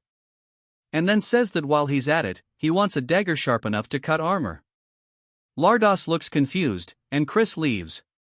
Poor guy, but he is not a good person, don't forget that. As they're heading back, Mary asks if it's time to go home, and Chris says that there's still one more place he needs to visit. He sees a potion store, telling the coachman to stop here, and he enters. He starts looking around the shop, saying everything that he'll take, and Mary asks what he's doing all this for. Chris says that he has a use for it, but she asks what use he has for an aphrodisiac. And she starts getting the wrong idea, they're kind of staring at him, and Chris starts to sweat nervously. Then she starts to think that maybe it's time for the both of them, but he tells her it isn't, and she says that she understands. He yells, saying that he said it isn't and that it's not for him, it's for someone else to use. She slyly locks in on the JoJo pose, asking if it could be for the Count. Chris nods his head, and the shopkeep also understands because Raiden's age is getting ahead of him. Chris tells the shopkeep that for the Count's honor, he must absolutely keep this a secret, and he says that he'll be careful. It then jumps to a little bit later, and we see Thurn greeting Chris. Chris says to repeat his title and starts talking to him, and he hits the whole thing. He says that he heard the black pill hunt is dangerous, so he should avoid getting hurt. Chris asks if he's worrying about him, and he says that he's just worried they won't have a proper duel. And of course, bro just hella embarrassed. The Count says that he should make sure to flatten those House Tyramin bastards' noses. Chris says of course, and he shall bring back some refreshing news. Their father starts asking Thurn what the King Emperor thing from before meant, and Thurn gets way too embarrassed, saying that he doesn't need to know. It then jumps to the house of Count Tyramin, and we see a little goblin saying that he's only going to say this once more and that Chris is not allowed entrance into the Count's mansion. The boys start getting his back, saying that they can't believe he's acting this way, asking if he even knows who this person is. The goblin says that the young master also has orders and he has no favor to repay a good-for-nothing bastard. Chris asks if he's trying to tell him that he needs to find his own accommodations. The goblin says that is the case and says so nervously. One of the boys says he's immediately going to go cut that bastard's head off, but Chris gets him to stop, asking about the payment for the accommodations. Then the goblin gets scared, saying that he can bill it to Count Tyramin. Chris asks if that's really the case as we see a fancy-ass courtyard, a fancy-ass house. Bro actually gone out of his way to rent a mansion. The workers ask how much this cost, debating that it's probably at least 100,000 rupees. Chris says it's not often they can spend someone else's money as much as they want and that he'll give them 1 hour to organize their luggage and they can go out to drink after there's some movement in one of the luggage. Chris says that he just heard something, only for Mary to pop out saying that this mansion is just super and that it looks perfect to serve him. Chris asks why the hell she's here, and she says that she hid inside his luggage because she promised to be his maid forever. She says that seeing how shy he's acting is adorable and based off his expression, he surely missed her. Someone then yells, calling out to him asking what the hell is up with this bill. We are introduced to Yahello, the third son of Count Tyramin. Chris says that since the protagonist of the Black Pill Hunt told him to go find his own place to sleep, he did. Asking what's wrong, he says that since this honored one can't stay in a mere hotel, he just purchased a passable mansion. It can't be that he's squabbling like this because of mere money. Considering he's a pathetic person who doesn't know how to treat guests, he thought it was a pretty cheap price for teaching him manners. A lawyer starts to get pissed and squeezes the paper while releasing some kind of spell that summons a panther. He asks Chris if he wants to die. Chris says that this must be the Count's subjugation arts. Unlike the Alliance's taming subjugation arts, these are dark magic that binds and controls the demon beast through fear. There are formulas secretly mixed and that paralyze the demon beast's reasoning and cause delusions of fear and excitement. However, it's a bit more complex than he thought, so it'll be a stretch to learn it all in a short period of time. But for now, he wants to beat the living hell out of it. Chris then tells Mary that in order to eliminate that scary kitty, he definitely thinks he'll need a weapon. She laughs, opening up their little storage. He pulls it out, telling Alrose to go ahead and come at him. Alrose yells, saying that he doesn't want him to order around. As the beast starts running directly toward him, it opens its mouth. Leaping, Chris raises his stick, blocking the attack. As it starts to bite into it, it actually shatters it, breaking it, sending Chris backwards onto the floor. Chris says that's not too bad, but a 2v1 is practically cheating, and this won't do. If he wins, he'll have to participate as a guard instead of a header, and it needs to be at least this much to make it meet. Asking Alrose what he thinks, Alrose calls him a cocky son of a bird while jumping on the leopard, saying that he's going to make him kneel for this. As it comes in for the second attack, Aloys looks confident as it pounces on the ground, but the leopard looks underneath its hands, wondering where Chris is. Even Alo does as Chris comes up behind, smacking him once and then immediately 3 more times with the stick. Chris asks if it hurts, saying that he better not start crying. Alrose creates some distance, and Chris says that he won't go easy on him, even if he does. Alrose tells him to shut the hell up. Chris starts to release some hella killing intent toward Alrose and the leopard. The leopard immediately feels an intense fear and starts to panic and hides and runs away, leaving Alrose standing there asking what the hell he did to his Choco. Chris says that he only used a mere 2-star illusion spell and it seems that it was too much for his subjugation arts to overcome. Alrose starts to prepare another spell, telling him to shut up once more as one mean asshole-looking horse starts to summon up from under the ground. Chris asks if he understands what kind of person he is.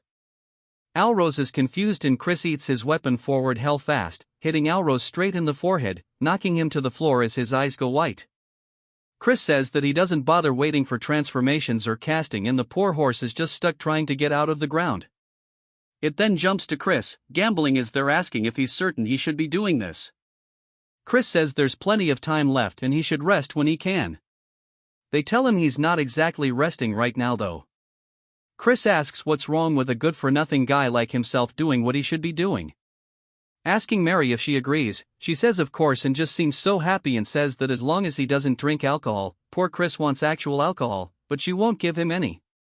But it's not like he can say no. The goblin from earlier asks why Yahello wants them to keep an eye on such a bastard. Chris says they should come join him at the table. He's sure their master won't wake up until tomorrow since he beat him to a pulp and he'll keep it a secret.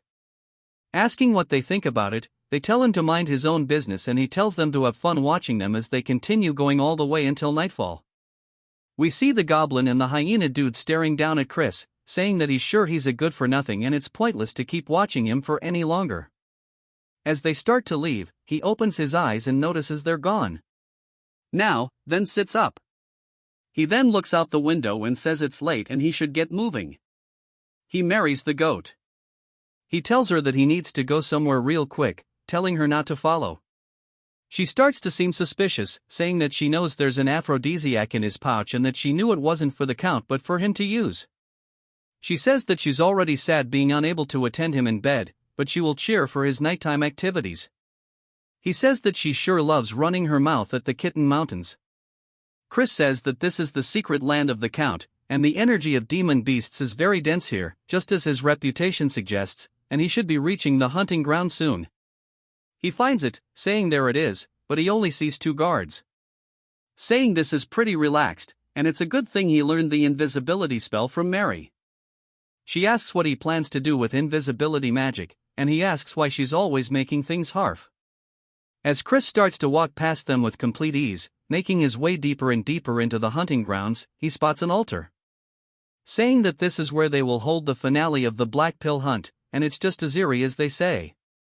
We see that fox-like girl from before, saying that the way to obtain a black pill is to make a kage offer its life to him. In other words, he must make it so terrified that it would rather die instead. Just as opposites are connected, intense fear and radiant joy are on the same spectrum in that short moment, the useless ash pill is reborn as the black pill. That's why the house of Count Tyramen, which specializes in dominating demon beasts through fear, is the one leading the black pill hunt. Chris says that he sees, and we learn that that girl's name is Lena, and he says that just as she mentioned before, he was planning to steal their ultimate technique and let the cage off run wild after giving it the aphrodisiac mixed with various stuff and monopolize the black pill for himself. But there is not enough time to steal their technique and learn it, so he has to go and do a different method. He starts to sense some kind of magic spell and turns, wondering if he was spotted, only to tell where it came from, and he realizes that he has to go check it out. As he makes his way deeper into the forest, he comes across a cave and puts on his hood before he enters. And as he does, an ominous red aura brushes past him, and he says that it has such intense malice, and he can tell at a glance that this is a top-ranked barrier of dark magic. He wonders if this is what he thinks it is, and that it might be a crevice of Gehenna, the world of demons, and he can't believe there was such a crevice linking it with the human world right here. Then he wonders what would happen if he lured the cage off over here, and he even has something to do it with. And he smiles, saying that he will wait for the hunt. As we see a bat watching him from the ceiling, Chris takes leave. It spreads its wings and reveals itself to be Simon, who says that he didn't expect the little bastard to be so interesting. Not only did he pummel he even made his observers let their guard down by acting like a fool. He secretly entered a forbidden area, scheming something, and it makes him want to play an even more terrible prank on him. As he walks towards the gate to Gehenna, he puts his hand inside, causing his hand to bleed, pouring out onto the ground. Something then begins to absorb his blood, and it asks him for what he wishes. Simon is about to summon a demon. The next day, as it's now time for the hunt, somebody stabs a flag into the ground, and it's none other than Alrose and his group. Chris is there as well, saying surely he thinks he's acting too cool for someone that just got his ass whooped. Alros tells him to shut up, saying that he's the poser, asking why he brought the holy sword when he can't even use it. Chris tells him that it's more effective than a club, asking if he wants a taste. Alros changes the conversation, telling everybody to go lure the monster off to the altar, and those assigned to guard duty will follow him and they'll stand right by it. Simon is watching this as well, and Chris clearly spots him. Alros tells Chris to go ahead and answer, and Chris says, as he wishes. Now we are at the altar. One of the other guards asks that Chris go hold up somewhere else, as he's only getting in the way of the hunt. Chris says that's fine with him if he gets to laze about, but not to come crying to him later for help with the cleanup when they inevitably die. The bit clearly pisses the dude off, but Alros tells him not to tire himself out before the hunt has even begun, and that the good-for-nothing can go guard the flag. Chris says this good-for-nothing will protect the flag to his utmost. Chris starts to sit down by a tree, saying that he wants to see them do their best, as they're just going to be playing straight into his trap. He made sure to pack the dagger and ash pill with him as well. While they start looking around for the sound, Chris can tell that it's coming, and we are finally introduced to the Cage-Off, which is a rank 4 magic demon beast. He wonders why the hell it looks so derpy, since it looks oddly cute. The rest ask Alros if he's ready, telling him it's time. His animal buddy also tells him to begin the subjugation art. Alros stretches out his hand, starting to cast it, as the Cage-Off continues hitting the ground with its beak. The others are casting some kind of slowing spell on it, as Alros slowly approaches it with the subjugation arts. Something inside of the Cage-Off's eyes changes, causing it to let out a screech. It turns its face towards Alros. He looks scared and raises his hand only to get the absolute piss smacked out of him, causing him to fall into the floor. Everybody else also can see the poison coming from its little feather tentacle things, and they start to do a defensive formation around Alloy. But Chris says that it will not work and it's out of control because of the aphrodisiac he gave it. Alros says that it's a good thing they consumed the antidote ahead of time, but it's still dangerous if this drags on and that everybody should do their best to stop it the best they can. They start sending themselves flying through the air, heading straight towards Alros once more. They all scream out for him. Alros, out of fear, looks up, closing his eyes only to be surprised by something. Chris is standing before him with the holy sword, blocking the attack, saying that his house sure is pathetic and he can't believe they're forcing the busy flagbearer to step in. He'll be nice and bail him out if he promises to call him Big Bro. Alros calls him a crazy ass, asking why he should. Chris asks if he really doesn't want to. It's not like he is all the time in the world. Everybody else begins coughing due to the poison, and Alros grits his teeth, realizing he's right and tells him to help, calling him a bastard. Chris says that he better keep his promise, and he smacks the side of the Kage off the head. He then begins to use his own version of the subjugation arts, stretching around the side of the Kage, off restraining it. Alros is surprised, asking how he's using this. Chris asks if he really thought his family were the only ones who could use it, as long as it's not a secret technique, something like the intermediate subjugation art. This is nothing, as he rotates his body, grabbing onto the chains that have been created from the art. He then starts to pull back on them, kind of like reins, and jumps on the back of the carriage. It starts screeching and running, and Alros yells, telling him to wait because over there is a crevice. As he tries, warning him, Chris smiles, as he already knew this from last 18 night, he heads straight towards it. The carriage-off starts going crazy, and he says this is surely the first time it's seen the malice of Gehenna and tells the carriage-off to be terrified as its eyes, which were a very bright red, shift to a very bright yellow color instead.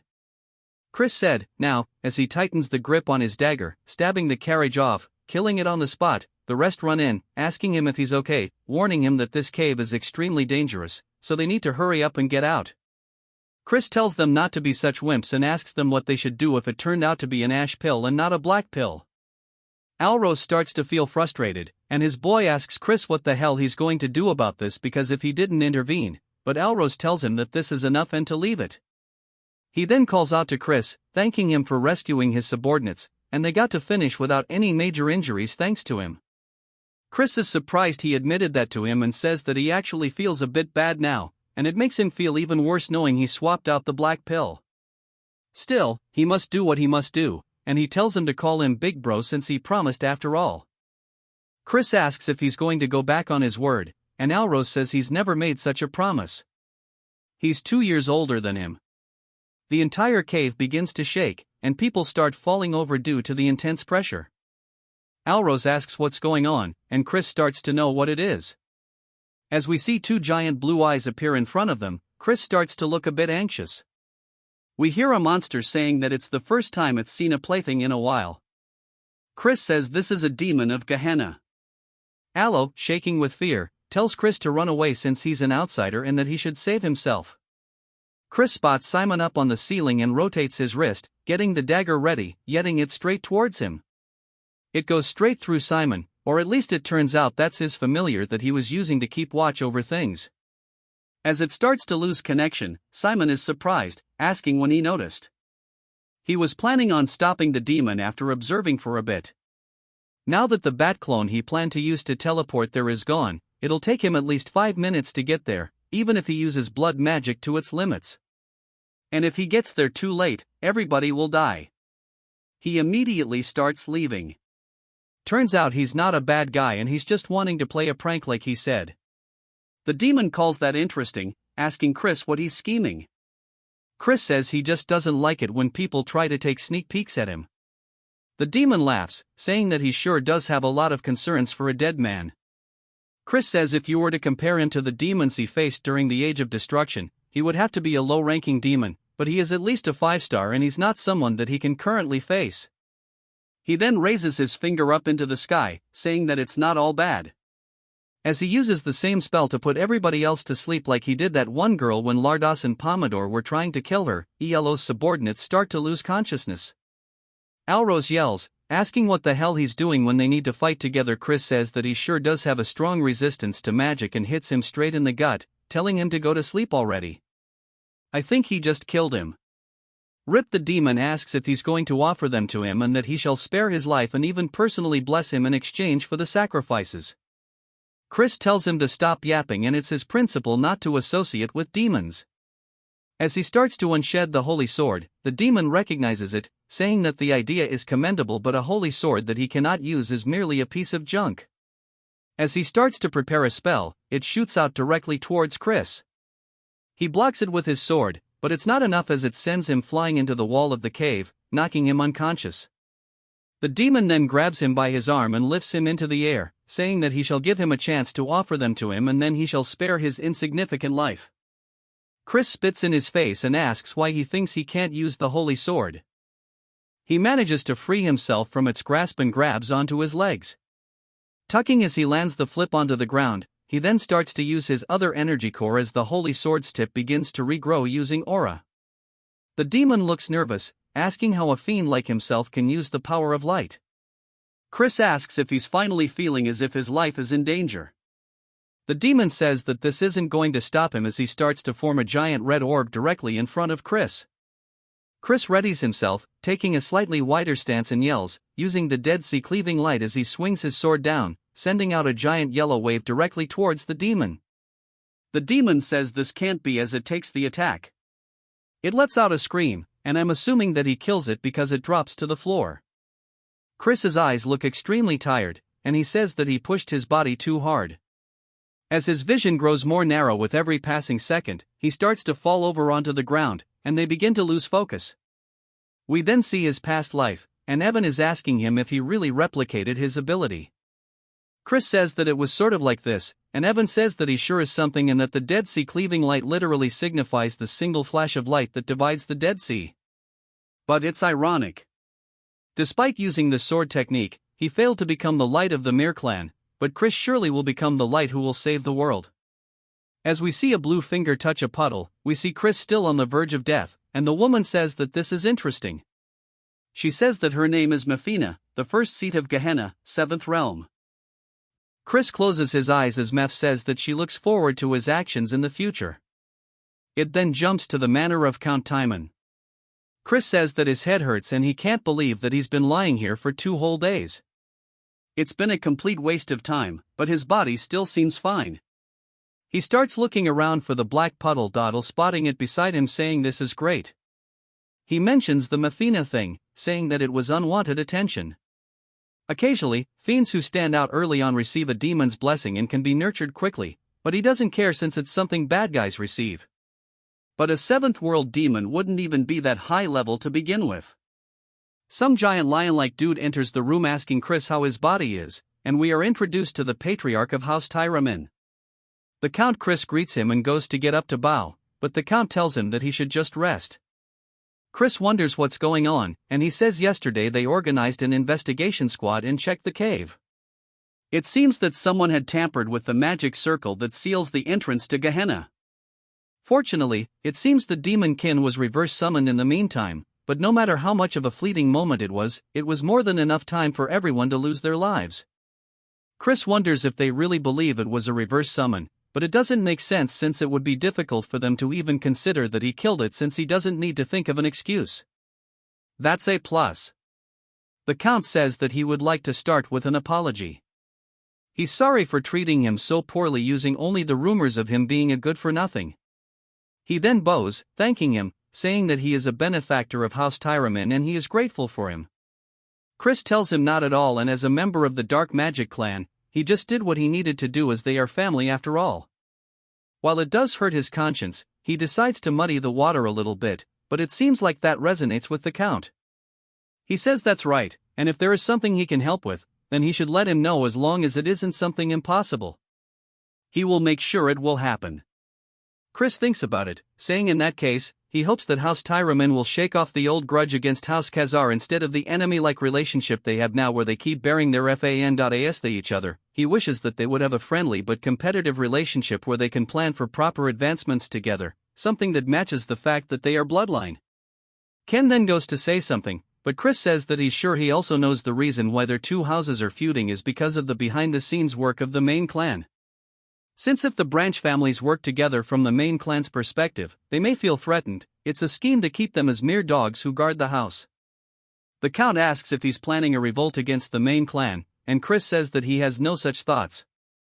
The Count can't believe that he would think so far ahead, and Chris thanks him for the praise, asking if he'll accept his request. The Count sighs, saying that for the first time in a while he should contact Count Khazar, but before he finishes his sentence, he calls him by his name instead. Chris smiles, saying that's right, and if he just unites their forces like this one at a time, they can establish a much firmer front during the Age of Destruction. The Count then gets back to asking him what he's waiting for, saying that his son had something he wanted to say. Alros tells him to take this, and we see him embarrassed as he holds out the ash pill. He says when he came inside the cave, it was on the floor, and since he showed no signs of waking up, he made sure to take care of it. Chris says if it happens to be that he is so grateful that he wants to give him more things, he can do that too. Alros starts barking at him, and the Count laughs, saying that he shall give him a gift instead. It's a summoning stone that can store up to a rank 4 demon beast.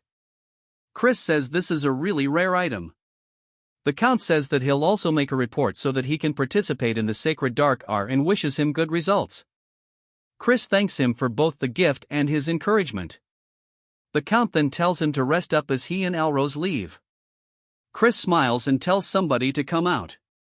Behind the curtain, we see a red aura, and Simon says as expected, it wasn't a coincidence that he had discovered him. To think that he could see through stealth that even the Count could not. Chris said that he could smell the scent of blood. Simon introduces himself as the head butler of the Dark Magic clan. Chris wonders if this means that he is the Elder Head's henchman. Chris then wonders where he's heard the name Simon before and says that this is the master of the Blood Shadow Mages. He explains that the Blood Shadow Mages don't differentiate between the Magic Empire and the Dominion of Light. They are a psychotic organization who reveled in indiscriminate slaughter and terrorism. The leader was a fiend who reached the heights of 8 stars, and during the endgame of the Age of Destruction, he reached 9 stars and became the 10th Demon King. He can't even count how many times they almost died because of that leader. And not to mention, Simon is the blood and flesh of the Demon King of Carnage. Simon said that he never thought that the young master would be this amazing. Not only that, but to think that he could even eliminate a demon. Chris says that he's certain that he took care of it alone, asking if he might have seen the Dead Sea cleaving light. Simon says that he can tell he's playing dumb. After having gone to the cave, even the demonkin's corpse was completely annihilated, leaving no trace. And that it was not a reverse summoning, for it to be completely vaporized inside the cave. He's impressed by his skills, and he wants him to explain how he did it, as he should understand what he's saying since it will all be reported to the Elder Clan head. Chris asks why he should reveal his trump card. Simon reminds him that this will be reported to the Elder, and Chris says that if he were the Elder Clan head instead of a little nerd who answers every question, he would be like a predator who keeps their claws hidden to the very end. Simon looks surprised, saying that he surely is an interesting person. And Chris asks if he's not going to apologize. Simon asks what for, and Chris says it's normally difficult to differentiate between a reverse summoning and annihilation just using traces. That's why the Count misunderstood it to be reverse summoning. However, there must be a reason he believes it to be the opposite, and it's simple once he thinks about it, and that is because he was the summoner himself. And a demonkin summoning case where a member of the clan almost died would sure be some crazy news and might even be overheard by the Elder Clan head. Simon says that he will take responsibility, and Chris decides to keep it a secret. Instead, he should remember this, and that he owes him a big favor. Simon looks surprised, asking if this is a deal, and Chris says that it would be great if that's how he decided to understand it. Simon says that this is understood and he won't forget this mercy that he's shown him, and it was great meeting him today. He hopes to see him again soon, and he'll be counting down the days until he arrives at the main clan. Chris explains that Simon is a person who will have an important role to play during the Age of Destruction. Therefore, he absolutely needs to form a connection in order to change the future. We see Chris's luggage floating through the air as Mary says that she's finished the preparations to return home. He tells her good work, and Alrose opens the door and peers in, asking if he's leaving now. Chris reminds him to use his title, and Alrose asks what he means. Chris says that he let it slide yesterday in front of the Count, but a promise is a promise, and that he has to call him Big Bro from now on. Alrose says that he already told him he's 2 years older than he is, and Chris asks if he has something he wanted to say. Alrose says that he came to warn him. He said that they were all a family, and after hearing that, he felt that it wasn't right to do this to family and to be careful as he's already aware, but the one that was most against his attendance of the sacred dark rite was young Master Loin. He should know that even 2 stars are not of the same level between the main families and branch families. The greatest elixir, the ultimate techniques of the main family, and blessings of dark magic, the starting line for direct descendants is much further ahead than where they of the branch families begin. He's going to be easy pickings. Chris smiles, saying that he'll give him a warning as well and calls him Little Bro. He tells him not to participate in the upcoming sacred dark rite as he's saying this for his own good. Alrose says that he was only saying this out of worry and he's not letting him monopolize the pure dark energy. Chris tells him to keep this in mind no matter who his opponents are, they'll come to regret facing him in the sacred dark rite. Alrose starts to get pissed, and Chris tells Mary it's time to go. He tells Alrose to think about it and not to regret it later. He heads back to the house of Count Khazar. We see them going to find his brother but only being informed that he left for the training cave immediately. Upon returning, the butler says that he wished to train alone until the sacred dark rite. We see them finally catch up to him, and he calls him his full title, the Honorable King Emperor Majest brother. He says that he promised him that he'll duel him once he returns. Chris is surprised by how much he's grown in such a short time and that he's already a middle 2-star, and he sure is growing quickly. He says that he's busy and needs to train. Chris realizes that he's also participating in the upcoming sacred dark rite, and that won't do. He tells him to wait for now and they can duel after he's done training and that he should train too. Then wants him to promise that he won't push it further back, and it won't be anything like last time, so to watch out. Chris says okay, and then walks away. Chris says that he sure is a stubborn brat, and we see a girl asking if he promised, and Chris says that he reminds him of her a lot. In the training area, we see Chris sitting in his bed looking down at the black pill thinking about it. He says he is half a month until the rite, and he starts to chomp into it. He says this tastes like straight ass. Then he lays down starting to actually try his best to absorb it as it floats through his pathways. He says it's more turbulent than he expected. He then starts to feel a weird sensation asking what this is and if that is light force he senses within the pill. He wonders if the elation that the monster experienced upon death became a part of the pill, and he says no wonder they are difficult for fiends to absorb. But that is all irrelevant to him as he continues absorbing it into all of his pathways. He says all that's left is this light force, and that fiends would normally expel this energy with the help of their teacher, but why should he let such a nice thing go to waste? And then he's going to take it all into his light core and absorb both of them at the exact same time. As he has both light and dark flying through his pathways, each one going to their respective core, taking every single thing this pill has to offer, Chris opens his eyes to reveal a very bright light, only to close them once more to show off the darkness. This time, and then a little later, we see a woman telling someone to enter. He says that he has a report on the investigation she requested. He says that during the black pill hunt, there was an incident where a demon kin was summoned, but he survived it. He's sorry that the investigation took longer because he had to look into the incident as well. She tells him good work, and he says that unless she has any more questions, he shall take his leave. As she's looking at a photo of Chris, we learn that her name is Eidline. We then get another time skip of half a month, and there is knocking on the door saying that today is the promised day. Chris tells him to enter, and then does so. He's surprised. Chris says that since he's coming first thing in the morning, he must be really looking forward to getting plummeted. Then, he's just wondering what's going on since his presence leaks beyond what it was half a month ago and tells him not to make him laugh. Chris says that if he's desperate for a taste of an ass whooping, he'll grant him one right now, but if he wins, he should give up on participating in the upcoming Sacred Dark Rite. Then, he asks what he's saying, and Chris says that as he knows, it's a competition, and weaklings should stay out of it. Then, he tells him to shut up and raise his sword.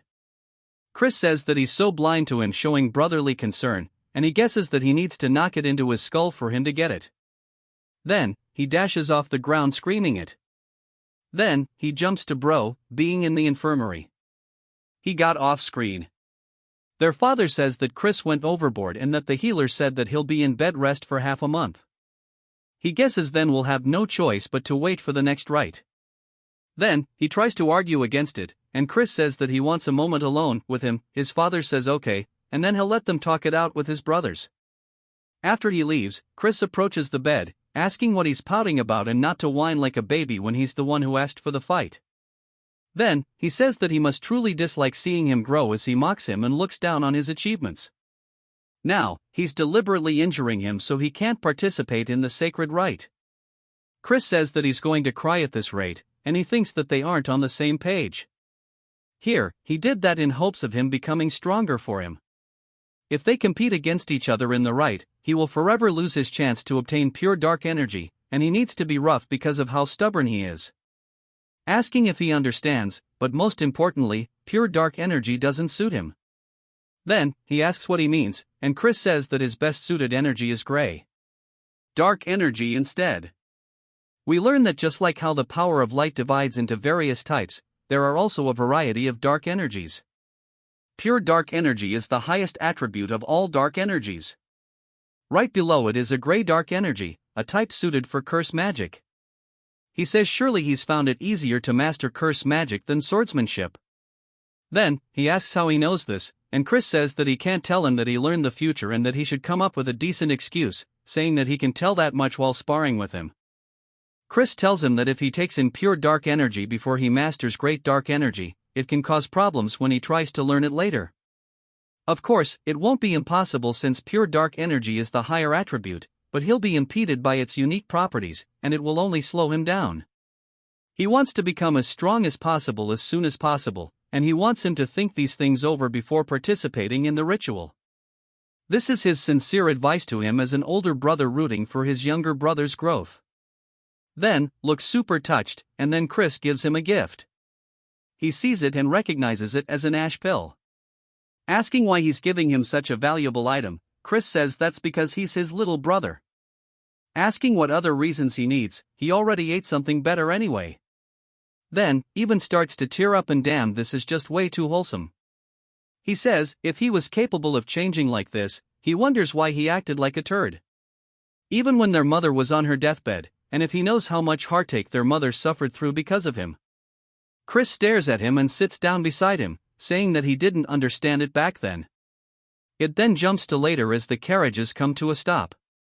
Chris exits, saying that he needs a good stretch, asking how far they traveled since his whole body aches. He asks if it would hurt for them to open the warp gate, and he can't believe they're being this petty. This is going to change once he becomes the clan head. Mary then flies in, saying that she can't believe they're going on a date with just the two of them. Also, that this is making her heart go crazy. He says that she doesn't even have a heart, and he explains that because the main family limited him to bring in one companion, he can only come with Mary since she's attached to him due to their pact. He sees other people talking about him, and Mary says that he is already famous. We then hear Simon calling him the young master, and everybody else is surprised as they recognize him and they ask what the head butler is doing the greeting. The good-for-nothing Simon says that it's only been half a month, but he's managed to grow so much more. Chris asks if the elder clan head, Aid, has nothing better to do with his time. Simon says nonsense as he is here on his orders specifically, and that the elder clan head would like to meet him personally. Simon says that he doesn't even seem surprised, asking if he was expecting this. Chris says that no, he actually was surprised, but Simon says that's not what he saw. It then jumps to the clan head's room, and Simon says that he's brought him the clan head. The clan head says good and tells Chris that it's been a while. As we see Marion with him too, Chris starts to feel a very powerful gaze, saying that this presence is dominating and he can barely stand from the pressure alone. And for him to exude such dark energy despite knowing that someone of his level can't withstand it is pretty crazy. His hands start shaking, and he lowers his head, greeting the Duke. The Duke asks if he was not surprised by the sudden meeting with him, and Chris says that he expected him to call him the Duke. The Duke asks why, and Chris says that it's because a new star has appeared in the clan. The Duke laughs, saying that's correct. Neither Marion nor Simon could hold back their compliments, and yet he can't quite tell if he should have any expectations. Chris doesn't reply yet as the Duke continues, saying that no matter how great of a seed he may be, only time will tell how he will grow in the future. He could be a sapling that withers away. As soon as he sprouts above ground and Chris says that he is correct, he is still too lacking to match his expectations. The Duke asks if he's saying he won't be able to in the future, and Chris says that only time will tell if a sapling will surpass expectations and grow into a great tree, or perhaps it will even grow into an abnormality that even casts a shadow upon a great tree. At the very least, he knows he will not disappoint him. The Duke laughs once more and says that he shall have high hopes from him, and he is now excused. After he leaves, Marin asks him what he thinks, and he says that he was beyond his expectations. However, because he holds such great talent, his fate will be much more turbulent, and that she knows as well that the bloody winds blowing towards the magic empire will soon be coming their way, but that's not terrible news because a small hope has actually sprouted today. Marin looks surprised by this, and the Duke says that he might actually indeed be able to fulfill his long-desired wish. It is now the eve of the sacred darkness, and they start announcing the arrival of Count Khazar's eldest son, which is none other than Chris. I'll drip the hell out, people. Wonder why the Duke wanted to meet with a fool like him anyways? And they say that he seems like a jig.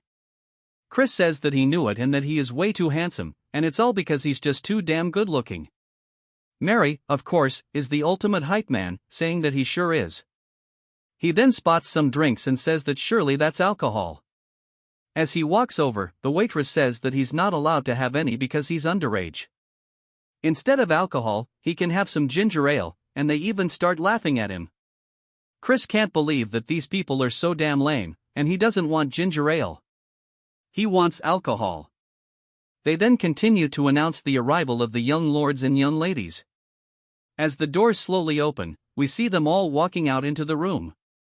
We are formally introduced to Eskid, who was the second young lord, which we know of, Julienne, who was the first young lady who has also been mentioned, and now the ones who haven't, such as Jian, the second young lady, and Miss Ak, the third young lord. As they all start to walk forward, we see there are only 4 of them rather than all 5. Chris says that the first young lord seems to not be in attendance, and he wonders what Eskid will say to him since he's the victim of his little game. The one that solidified his reputation, Eskid, completely walks by not saying a single word, much to his surprise. Chris is just annoyed that he won't look him in the eyes after everything he's done. He guesses that he is no better than him. Julienne, though, raises her skirt, giving him a slight greeting, which also catches him off guard. But he recognizes her as Julianne and how his aunt told him to be careful of her. But he didn't sense anything in particular out of order. Chris says that he'll figure it out later. This is enough recon for today, and it's time for him to get back and prepare for the right butler. Then, a butler then appears behind him, clearing his throat, saying that his name is Flower and he is a summoner working for a young masterloin. Chris asks why that matters, and he says that he heard that someone who was unworthy will be participating in tomorrow's sacred dark rite, and he is worried that an underqualified participant might cause an accident, sullying the name of the Great Dark Clan. Chris asks if he is seriously trying to say that he's talking about him, and Flower says that he just simply has to prove that he is not. Chris then looks up towards the upper floors, and he sees Loin glaring down at him. Chris says that if he doesn't like him, he should step up himself and that they can have their little heart-to-heart during the rite. He says that he'll do it since it doesn't even sound like an inconvenience, and now he wants to see the party tricks. He says not here since he's unarmed, and Chris asks if he really expects him to use a weapon to face some rat like himself. Flower says that he will regret this, and Chris asks if he's sure since he thinks he's going to be the one to regret this. We see both Chan and Julianne staring at Chris, particularly Julianne. All of the guests start to look surprised by something, and we see what it is now. As it is, Flower is getting himself rocked by a bunch of spirits while they even start feeding Chris grapes and treating him like royalty.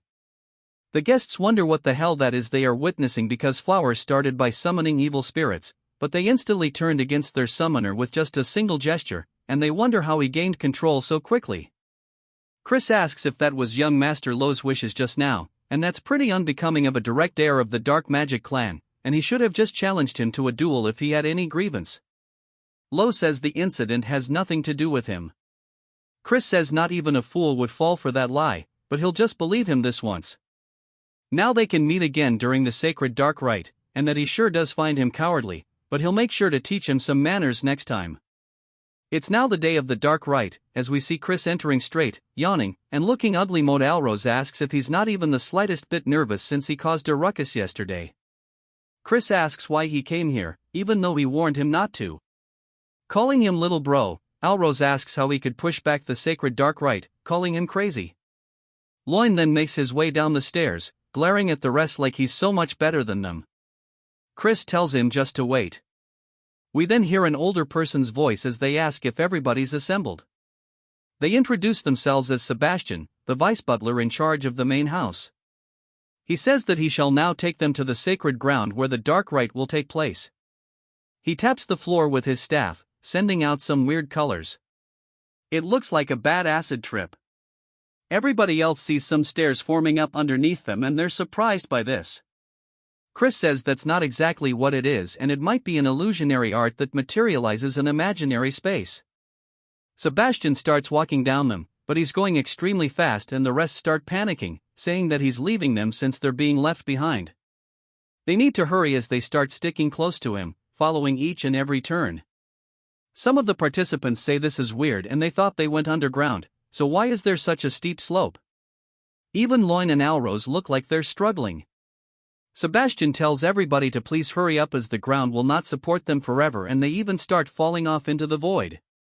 The other participants look nervous and Sebastian says that since they're late, he's going to be speeding up now and he starts to move even faster than he did before.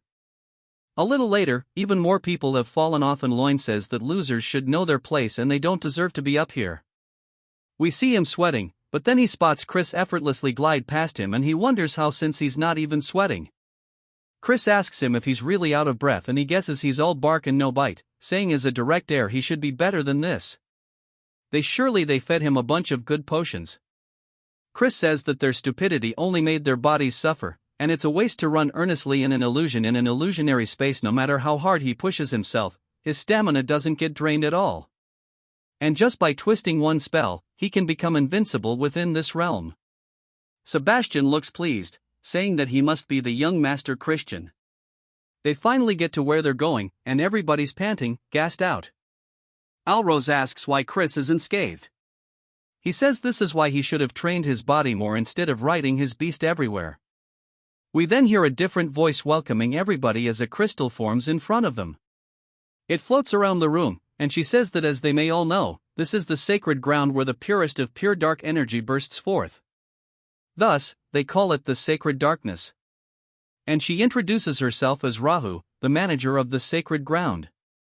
She welcomes the young masters and young misses. She says what they will be doing today is obtaining the great pure darkness like the third-ranked demon king, the Dark Destroyer, the progenitor of the dark magic clan. A blue light then starts to form on the ground, weaving underneath every single one of them, and she says that there is not enough for all of them to share. All of the demon beasts inside will test their worthiness. Chris asks if all she's saying is that it's based on who arrives first, and she says it's very perceptive. Chris asks what if an unforeseen mishap occurs, making the competitors fight one another during the rite, and if they will be disqualified. She says that because each of them will be on a different path, they should not run into one another, but on the off chance they do, they should avoid conflict as the more time they waste, the better it will serve the other competitors. She starts to count down, saying that they need to focus up and prioritize their own safety. May fortune be with them as the countdown is finally ending. They all start running off down their own paths. We see Sebastian and Raha standing there, and Sebastian asks if she wants to bet some blood juice on who will win. But of course, she vanishes, and he can't believe that he got brushed off once more. We see Loin making his way forward down a tunnel. He spots a swarm of beasts ahead of him. They start preparing magic and leaping at him with fire in their mouths. He starts to imbue his hand with aura as he smacks forward, hitting one in the throat and quickly moving from wolf to wolf, getting rid of them on the spot. He says that at best, they are lower-ranked second-tier magic creatures and that these are nothing to him, an upper 2-star though. He's sure that Chris is having a very rough time right now. According to the rules, each path is supposed to have the same distance and time. However, he bribed a mage so that only Chris's path will have stronger demon beasts, and that he's going to come across some stronger demon beasts by pure coincidence. We need a tragic fate since any death that occurs during this is overlooked. It's going to be his grave.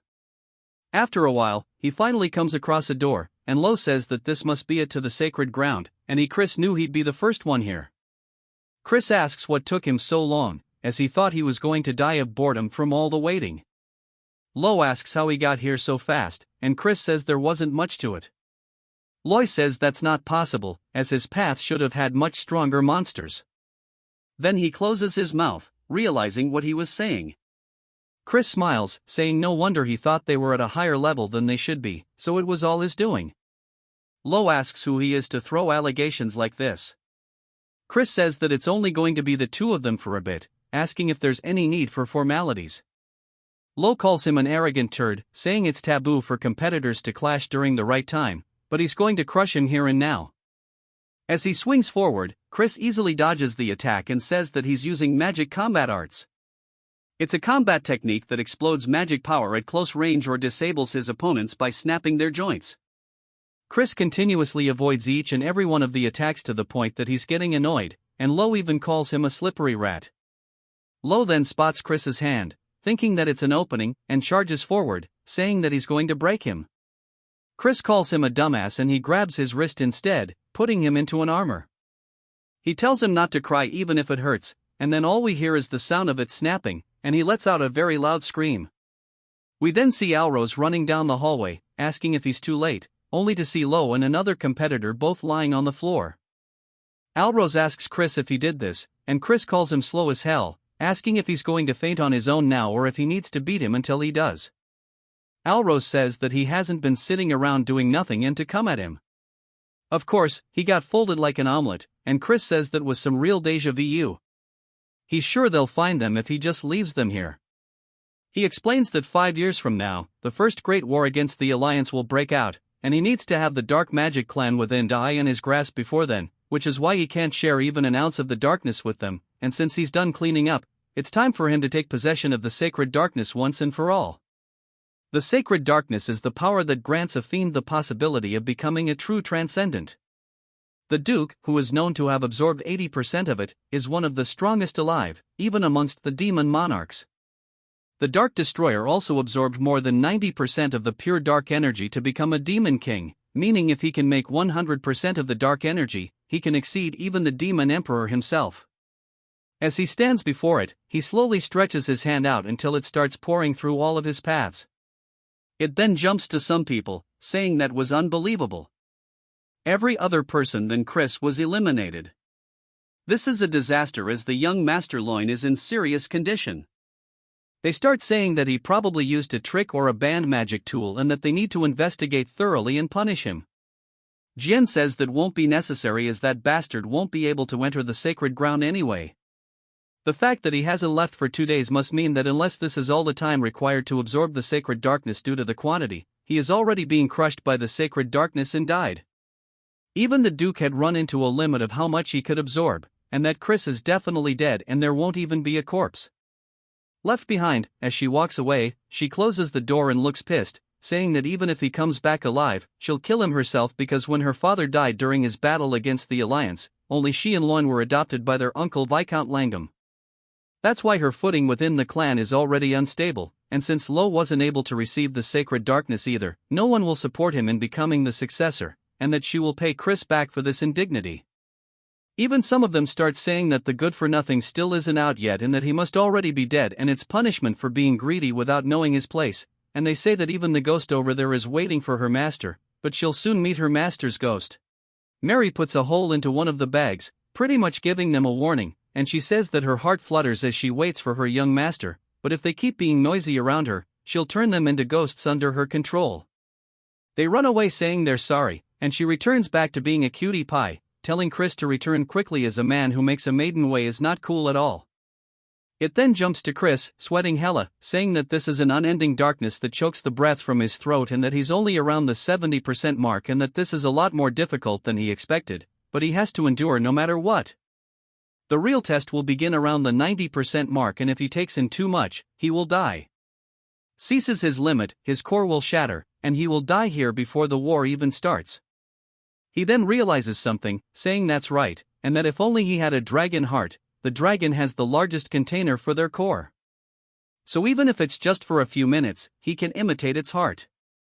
There might be something about it. As he does his best to do so, even more energy is being absorbed, and it slowly starts to shatter. He says this is his limit and needs to stop. We hear Mafina asking him if he needs help. He then sees her appear in front of him in this subspace, and she's a big girl, but he is just taken aback. He asks how a demon is in this space, and she says that the power of demons is to communicate within darkness, and this poses no difficulty to her. And that it is possible for her to help him in this instance without any conditions. He asks why, and she laughs, saying that it's just a fleeting whim to take her hand as it will let him take in all of the sacred darkness. It then jumps to 1 week later, as the Duke is setting down his cup. He says that he would be hard-pressed to say that Chris is still alive when there has been no news at all. Marin seems confused, asking why he would be so greedy to this point. Simon says that Count Langham also agrees with him, and he wishes to close the pathway leading to the sacred ground. Soon, the Duke thinks about it and asks Simon if he will give the command. The Duke says that he is just trying to test this old man, and he asks Simon if he thinks that Reckless Child is still alive. Simon says the odds are close to 0 but that he is pretty interesting, so he doesn't actually know. The Duke thinks about it a little longer, saying 1 day and that they'll keep it open for legit just 1 more day. Marin sighs out of relief, and Simon says that he'll go spread the word. Chris's course gets overflowed by the pure dark energy, as a result his heart is paining and can explode anytime. This mommy demon tells him to grab her hand before it's too late. Instead of taking her help he stubbornly refuses. Hearing this she tells him he is extremely foolish, telling him that he should know that there is a limit beyond which humans are not permitted. Hearing this Archad gets pissed, telling him that it seems like he is forgetting something. Since they are currently in a world full of concepts. What Archad does next shocks her, as Archad starts glowing, his hair turns gray and his eyes turn red. Archad has grown red horns and transformed into a demon. What he just did now is demonization, shocking her. Looks fire, to be honest. This technique is the Mystic Clan's ultimate technique. It is a forbidden spell where a mortal temporarily transforms into a demon to bring forth explosive abilities. Although it is powerful, it is lethal to the user. In the past Lena died after casting this spell. It's probably that Fox girl who taught our Chad all info about the demon clans. If he were to remove the parts of the spell that amplify dark energy, he can use this world's dark energy to his advantage and form a bowl to collect the energy without accruing any penalties. As our Chad forms the bowl gathering the energy and slowly and steadily the dark energy starts accumulating. Since this plan worked with this container, he can collect beyond 90% purity and make all the sacred darkness his. The demon mommy is in disbelief that our Chad formed a black crescent. It's not possible that a mere mortal no different than an insect has shed his body, in order what she said that he has surpassed human limits. As he gets all classy telling her that it's because he is genius. As he exits the space he tells her that she can go on living her but she will take her leave. As he was leaving she tells him that she will see him another time. Hearing this our Chad turns around and right before the portal closes he takes out his middle finger telling her to piss off. She remains quiet for a while then figure out what he means, and starts laughing. Our Chad gets out cursing her telling her that he would be crazy to see her again, call her a raucous demon. Our Chad wonders how much time has passed. According to him it must be a week so the family must be in chaos. He undoes the demonization and says that it's time he should play a prank. After some time a butler barges into the Lord office telling him that Chris has returned. Hearing this everyone in the room is shocked telling him how it is that he is still alive. The acting head let's call him Donkey tell the minion to elaborate what happened. He says that our Chad survived with his life hanging by a thread as a result he is extremely fatigued. From what the healer said he is sensing pure dark energy but it's a mess. So it will be difficult for him to utilize the energy forward the energy. One turd curses our Chad telling him that what can they expect from a turd like our Chad and there is no way he absorbed more than 80% of the sacred darkness. The energy was wasted because of this and one fatso tells the Lord that our Chad must take responsibility of this. With a cold face he tells them that he will keep note of this and tells them to leave since the meeting is done for. After they are gone he asks someone if the report is true. He says that he observed our Chad next to a healer and it is clear that a problem had occurred with his core. Hearing this he continues to tap on the table and the old man nervously sees him being quiet. As he gets colder he tells this guy that Loin needed to become the young lord, a sacrificial lamb and the key to their plans with the poison magic clan.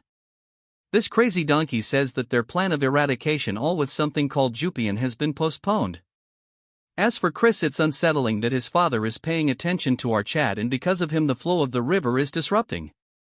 Hearing this the man keep quiet as if he needs to go to the toilet. After a few more of this annoying tapping he orders his to bring Chris down to the darkness hall the following day. He will announce Chris's coming of disposal before vassals. The next day as our Chad was summoned, he thinks that they are desperately trying to get rid of him. Since they gathered all important people here for this meeting. This donkey asks our Chad if he is aware of the sins our Chad has committed during the sacred rites. Our Chad says he is aware all while the leader is seeing a distorted core. He asks Chris to elaborate and he says that his peers are unworthy of their lineage so he should have pummeled them even more. Hearing this an ugly female wearing a suit gets angry. The donkey explains that our Chad's mistake was that even though he was able to monopolize the precious resource of the dark magic clan, he wasn't able to produce a result befitting of that privilege. Chris asks him by what measure did he use to exactly come to this conclusion. He says that a purity of 70% is a bare minimum. Our Chad asks him what sort of punishment he would befallen him if it's below 70%. This fish face says that he will not inherit any of the dark magic techniques. Additionally, he will forever be barred from entering the grounds of the main house, and his succession of the house of Count Khazar will be denied as well. Our Chad acts as if he doesn't care telling him how he is going to measure it, as it seems even he cannot fully measure it. That's when the fake Eskid raises his hand telling our Chad that he's CA help. He says that although Christian's core is in chaos, a dark energy clash should be able to measure his purity. Since he absorbs 70% of the sacred darkness, if our Chad is able to overpower him, then that would mean our Chad has achieved greater. A dark energy clash is a battle purely measure the superiority of one's dark energy against another's. In a battle purely, to measure the superiority of one's dark energy against another's. Given the same amount of dark energy, whoever possesses more pure dark energy would overpower the other in an instant. But when pure energy of similar ranks clash, the one with higher purity would be victorious. According to our Chad, it's the perfect way to destroy his core. He thinks to himself that this guy is more sinister than he had expected. Before they began, our Chad has a condition: if he were to achieve a great enough result, they must support our Chad and allow him to attempt the test of the young lord. Hearing this, a few get shocked, but his third brother agrees, telling them it doesn't matter if one is of direct bloodline or a branch family when aiming for the seat of the young lord. As the other remains quiet, he says that it's the way the magic empire for the strong to lord over the weak. As he gets onto the stage, he tells Chris that during the dark energy clash, if one doesn't have sufficient control over it, it could hurt your core. So to match his rank, he will only use dark energy of only a beginner 2-star level. As they reels their energy, our Chad tells him that he doesn't need to do that and should worry about his precious core. As he releases his energy, the turd says that hearing him speak such word makes him look forward. As they collide, our Chad instantly overpowers his 2-star dark energy. This turd is shocked because his dark energy was nullified without our Chad gathering any strength of his own. He uses the dark energy of an expert 2-star, but the results are the same. Our Chad, seeing this display, says that it's an utter disappointment. He angers him more, telling him that he was acting so high in might yet he is this weak. Because of this taunt, he releases aura. Seeing the reels, the others says that it's a 4-star dark energy. If it hits, it will shatter our Chad's core. A dragon-like energy forms around him. But another dark energy forms from the other side. A huge claw large enough to squash it forms. It's so enormous that in front of it the dragon looks like an ant. As our Chad tells this turd that during an energy clash, if one doesn't have enough control, one could hurt his core, so he should be careful, as the energy damages his core, making him scoff blood. Our Chad takes the energy back, thinking it was not enough and he should have broken his core. Since he is smart, he coincides telling everyone that our Chad has a purity of at least 90%. Hearing this, everyone gets shocked and our Chad turns around, telling the Lord that he now has the right to be a young lord. Hearing this, the donkey is shocked, not showing a single reaction on his ugly face. Like always, this ugly turd continues to tap on the table, then tells our Chad that as promised it will be permitted to take the test of the young lord. However, no member of a branch family has taken the test before. As the acting head, he will randomly select a test for our Chad. Chris thinks to himself that what he is saying is that he will give him a test that'll be impossible for our Chad to pass. His qualifications will be assesses at 2 different points. First, he will prove his talents. Next, he will need to achieve a feat befitting of a young lord. Our Chad asks him how he is going to prove his talent, and the turd asks him to reach 3 stars in 3 months. Our Chad remains quiet, telling him if that is all, stating that he is a genius after all, so it won't be that difficult. The man remains quiet, then says that he is looking forwards to seeing what he achieves in 3 months. Later that in a quiet room, the turds sit across each other. As the retard sips tea, he is disappointed on Eskid, and he says that it is all his fault for having underestimating our Chad. Because of this, even his core took a blow, so they must deal with him quickly before he becomes a problem. He tells this junior turd to not worry, since he should be aware why they intentionally go out of their way to not absorb more than 70% of the pure dark energy. The higher the purity of the absorbed dark energy, the more difficult it is to raise the rank of said energy. It is exponentially difficult. In fact, achieving a mere 3-star level will take multiple times longer than others. So he asks this turd what he thinks will be the case when he has absorbed 90%. So no matter how much of a genius he is, he won't be able to overcome that wall. Moving to our Chad, Marie serves him food, telling him that the news of his performance has spread throughout the mansion. She says that he has made her proud and her heart thrums for him. Chris tells him it's embarrassing. Marie says that while waiting for our Chad this time, she has truly realized what her feelings are for him. As she longed for him every day felt like an eternity. Damn, this hits hard. Hearing this, Chris remembers his past memories. The fox girl is worried about our Chad, and the saintess says that with his agility there is no way he would be hurt. She is Rania, as she tells him to give his hand to her. Hearing this, Foxy says that she can directly say she was worried about him. Hearing this, she gets embarrassed, telling that even the hero was worried about Chris.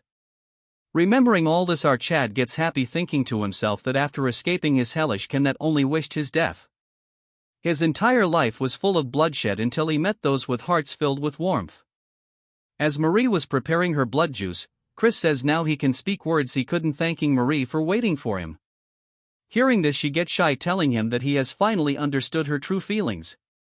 She acts like her heart was racing. Hearing this, Chris says she doesn't have a heart to begin with. She is so cheesy that she tells him that it was stolen by our Chad.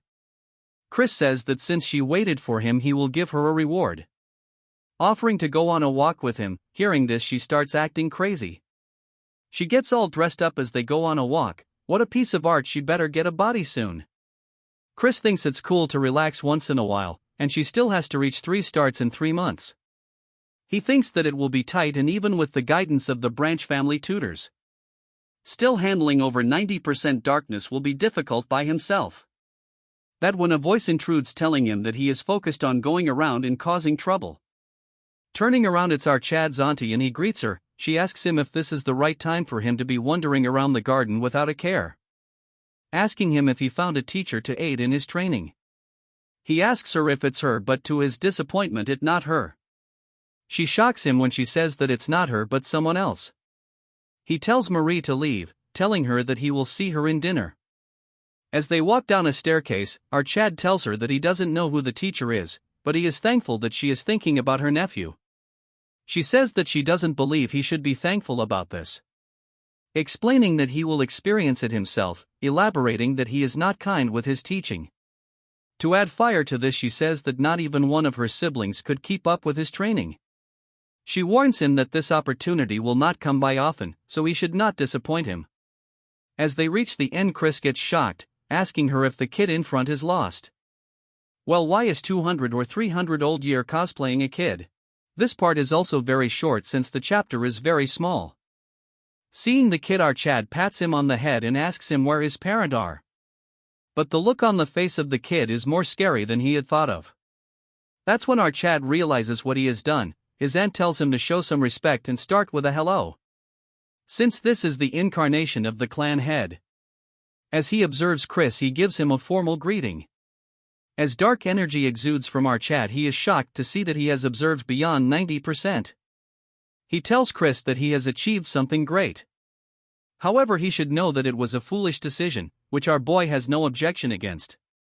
Role-playing old man says that as the one with 80% of the sacred darkness, he encountered walls that were much higher than others. He shares that even their progenitor never would have been able to reach the stage he reached if not for the grace bestowed by the demon emperor. He cannot fathom the walls our Chad will encounter on his journey. As such, he offers to return a portion of our Chad's dark energy into ether. He says that with his talent he can easily handle 80% of the dark energy, and anything beyond that is greed. Before he could finish, our Chad a question to ask him, asking him why the Dark Clan has become so weak. This even alert his auntie until he start blabbering. With a straight face, he says that while they may not be at the level of the Mystic Magic Clan and the Undead Magic Clan, those called the Heaven Above the Heavens, they are still seen as the weakest among the 12 noble clans. The little old man asks him if there is a reason for this. Chris says that the Dark Magic Clan has certainly prospered beyond what success he knew in past generations.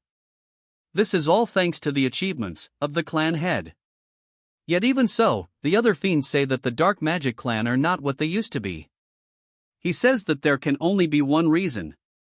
It's because they lack the quantity of absolute stage individuals above 8-5 stars of power. Hearing this, old kid remains quiet. In the future, when the Demon King of Carnage attacks the Dark Magic Clan, at that time Nordian will have already died, since there is number 8 stars and only a few 7-star fiends will be left within the clan. Them, along with the clan's 10,000 soldiers, will fight against the Demon King. But in the end, they will be defeated and forced to become his slaves. That is how important the absolute stage personnel of B stars and above are to the clan. And there is no way that the elder clan head isn't worried about this. The old kid agrees, saying that he understands that very well, but is concerned that he will be crushed under the weight of pure dark energy and won't be unable to grow. Chris asks him if he is not curious that with this power of his, will it only stop at strengthening the clan, or will he leap above those trials and become a being of limitless power that will rule over all? The kid laughs, saying that our Chad has a way with his words. He says that he won't regret this decision, as a dark energy forms under his legs. In a matter of seconds he gets engulfed into the pool. Waking up, he sees that he is in a forest. A voice says that his first task is to inherit the pure dark energy. Chris is confused as he tells him to survive. Behind Chris there is a hungry double-headed bear, as Chris notices its presence, telling himself that he is in a lot of danger. Using his sphere, he is observing our Chad. Auntie realizes that it is a trial and asks the clan head that throwing a 2-star child into a 4-star magic den. Hearing this, he summons another rock lizard. She apologizes to her nephew because of her words it got harder. Old Kid says that as he continues his struggle to survive, he will come face to face with the true nature of pure dark energy. Understanding comes the fastest and deepest when one is forced onto the brink of death. He hopes that he won't get hurt badly, then sitting on a couch asks Marion if she has prepared them. She is ready with a box full of sweets. He gobbles them up, telling her that he cannot understand why he craves sweets every time he uses dark energy. This crazy guy turns off the lights and says that it is truly best to watch videos in the dark. So he is excited to watch the results of his grandson. Our Chad is facing a twin-headed bear and a rock lizard. Just one hit will end him. The lizard spits something and our Chad dodges it. This poison spit melted the tree in a second. But still, in the end, it's just a training assignment. Chris calls the clan head, asking him if he is listening. He says that there is no way the clan head would give him an assignment without an answer. Since there is no answer, Chris says that for an answer, he has to defeat a monster that is incredibly stronger than him. His auntie thinks to herself that he just wants to see him get pummeled and thrown about. Chris confidently says that it will be a piece of cake, as he gets ready to one-shot them. Welcome back, guys. This short part starts with the bear attacking our Chad. As the strike was about to land, Chris thinks that the speed and power of the attack is too strong. As he dodges the attack, he thinks to himself that there must be a pay to defeat them. From the orb they are observing our Chad, cosplaying Old Man says that he surely has talent as he elaborates that Chris's movement is different from the others. But Marion says that no matter what, he is still a child. But they observe that our Chad has already finished the bear, which shocks them completely. Moving to our Chad, he contacts him asking Chris how he managed to slay it so easily. He explains that this guy has high physical strength and defense, but agility and magic resistance are reduced. Thanks to this, he exploited this gap, and at the right moment he injected dark energy right into its heart. Marion is shocked because the technique he used, but before she could finish, the redhead summons himself and says that he used dark death. Then he tells the kid that it's one of the technique he liked the most. Moving to Chris after he is done with the bear, that when our Chad realizes that he didn't deal with the lizard. But it doesn't give him any time to rest and attacks Chris, but he easily dodges the attack. But since it has 2 heads, the other one spits poison which he barely dodges. This lizard has 3 hearts, until he destroys all 3 of them at the same time. It will continue to regenerate, so he has to try a different approach. Using the dark energy as rope, he entangles the lizard with it, completely binding its movement. As he uses extreme force, the entire monster gets destroyed as all 3 cores get shattered under the force. Crazy Redhead says that what our Chad used was an applied version of dark destruction. Cosplaying Old Man says that he cannot see properly, so he should move aside. As he continues to get crazy, he asks Marion if she is the one who taught him this, but she instantly denies, telling him that she has no idea.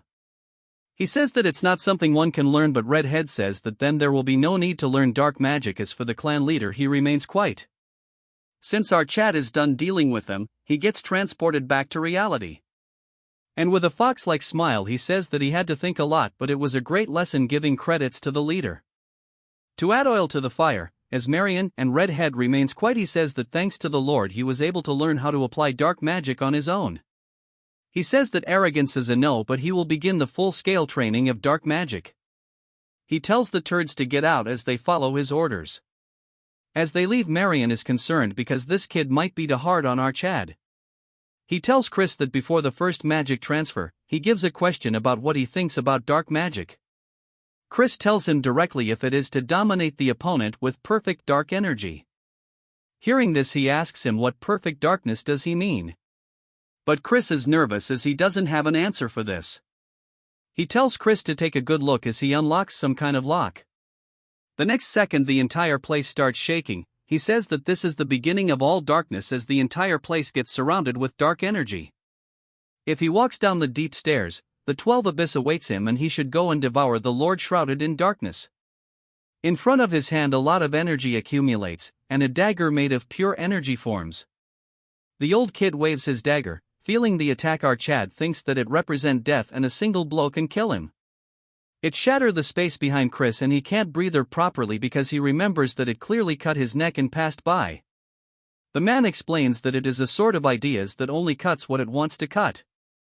As the sword disappears he gets ready to leave, saying that he will give our Chad a month. In that time he should sharpen the black sword he just showed. As he leaves without telling him how to do it, our Chad is left confused. I don't get this, why are chapters getting smaller day by day? First thing in the morning Chris runs around the training area, then proceeds to do one-hand push-ups.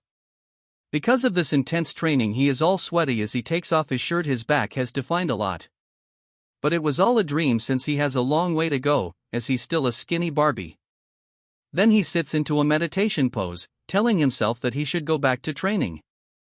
A pure dark energy form around his hands, it takes shapes into a dagger but it fails miserably. He is not quite satisfied since he has forgot count of how many times he has failed. Even when he manages to summon it, the most it lasts is 10 seconds. Moreover, it is nothing compared to the family head's black sword. That one was far more powerful and primal in darkness. He had said the following: climb the deep stairs and the 12 abysses will await you. Crow seeking wisdom accept it and praise it. Chris thinks that there must be a secret hidden in that incantation. Exactly 1 month after this scene, the duo Marion and cosplaying old man are coming down. He tells her that by now our Chad should have failed enough to realize his limits. He asks Marion if she is that worried about our boy. She says there must be a faster way, as he knows that there must be about 2 months left until the successor test. This cosplaying old man says that, with the purity of the dark mana he absorbed, rapid growth is impossible anyway. Even if he forces progress, he'll just hit a massive wall. So it's better to firmly build the basics. As they arrive and comes face to face with our Chad, he is extremely surprised. Because Chris had managed to manifest a dagger, as Chris tells him that he figured it was time for him to show up. As they are left shocked, Chris thanks the family head, telling him that it all because of him. That he managed to reach 3 stars faster than expected. Before he could finish, the sword disappears. Chris says that as he can see, faking it is the best he can do for now. He says that it took about a week to manifest the black sword. But to him it felt like a shell, the mysterious incantation he shared earlier. By 12 abysses, he meant the black sword must contain all attributes of mana. Hearing all this, the old man gets flabbergasted because it's the true black sword. Not only did he exceed his expectations, he even understood the full intent of the task. According to the clan leader, it usually takes a year just to manifest a basic black sword. And a lifetime isn't enough to comprehend 12 mana types and awaken the true black sword. Yet our Chad did all this in under a month. He really might be the lone hope found at the end of the cursed demonic path. This emotionless turd smiles, telling our Chad to be prepared, is starting tomorrow.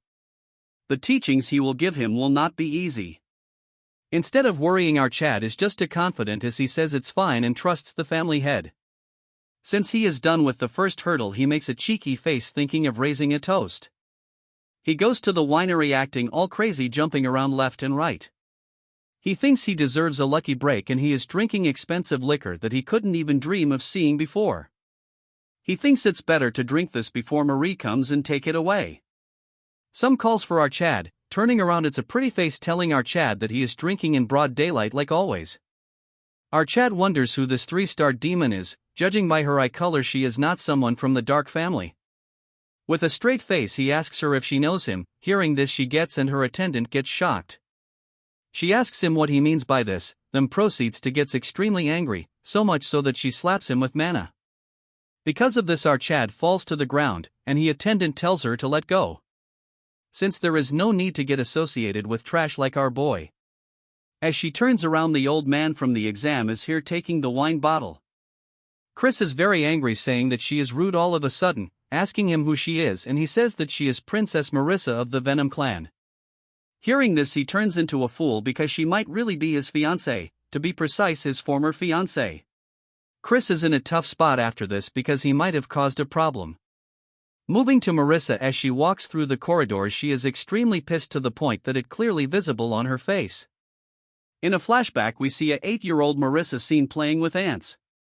She thinks to herself that everyone is just going to talk to her brother, so she cannot understand why her father brought her to the dark family. As she was focusing on her ants, the busybodies tells themselves that she is an illegitimate child, saying if the Duke has lost his mind or what. Since his son is useless, they thinks that he is trying to sell his daughter off for a son-in-law. Feeling a presence, Marissa looks up to see Chris. He tells her what a kid is doing here all alone. Seeing him for the first time, she got charmed. Guess our boy got the looks. She says that she is not a kid, but Marissa, hearing this, our Chad calls her by her name. Then he proceeds to introduce himself. Hearing this, she realizes that he is the son of Count Khazar. Chris tells her to not mind what the adults have to say, and suggest her to pay them back when she grows up. At first she is taken aback, then she says that she will become the strongest demon and crush anyone that looks down on her. This even woos the original Chris as he blushes, telling her that she has ambition, as she gets shocked that the spirit of a true dark family demon. He gets up, saying that since she is going to be the strongest, he better stay on her good side. He puts his hand forward, calling her the future strongest demon lady, saying if she will give him the honor of showing him around the dark family state. Hearing this, her face turns completely red. Moving to the present, she is trying to forget all this, saying that all this in the past. Even if the engagement was arranged for the sake of peace between the two families, the future she once dreamed of that kept her awake at night, that version of her is gone now, as rumors of his bad behavior has reached her ears, as tears overflow her eyes. Then a second later she reaches the Patriarch's office as he welcomes her. She greets him and he says what is her purpose for coming here. She says that he should be aware that a relic has appeared in the neutral zone between two families. This ugly turd asks her what the Venom clan plans to do about it, since the last time they took the relic. So he asks him if he is planning to concede this time, but she says that won't do, asking the leader if he would do the same if he were in the same position. With some grace he says that what she is looking for is a fair competition. She says that each family will send a team and whoever finds it first keeps it.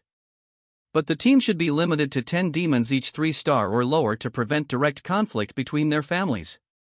She is smart as she says that if they were to suffer heavy losses, only the enemy will benefit, especially with the current instability in the Four Kings domain. This tapping master taps his table and tells her that he accepts their terms. She is actually smart, so she doubts why he is agreeing to this so easily. He adds a condition that if the Venom clan break the agreement, then they will claim not only this relic but the one they took last time as well. She wants him to elaborate what he means, and he says things like using underhanded tricks or sabotaging their team, since traps and ambushes are her speciality. With a serious look she tells him that it won't happen and accepts their additional condition. The turd then asks if she is personally going to lead the Venom clan's exploration team. Hearing this, she says that is the plan, as he says that he is looking forward to see the might of the famed 10,000 Venom.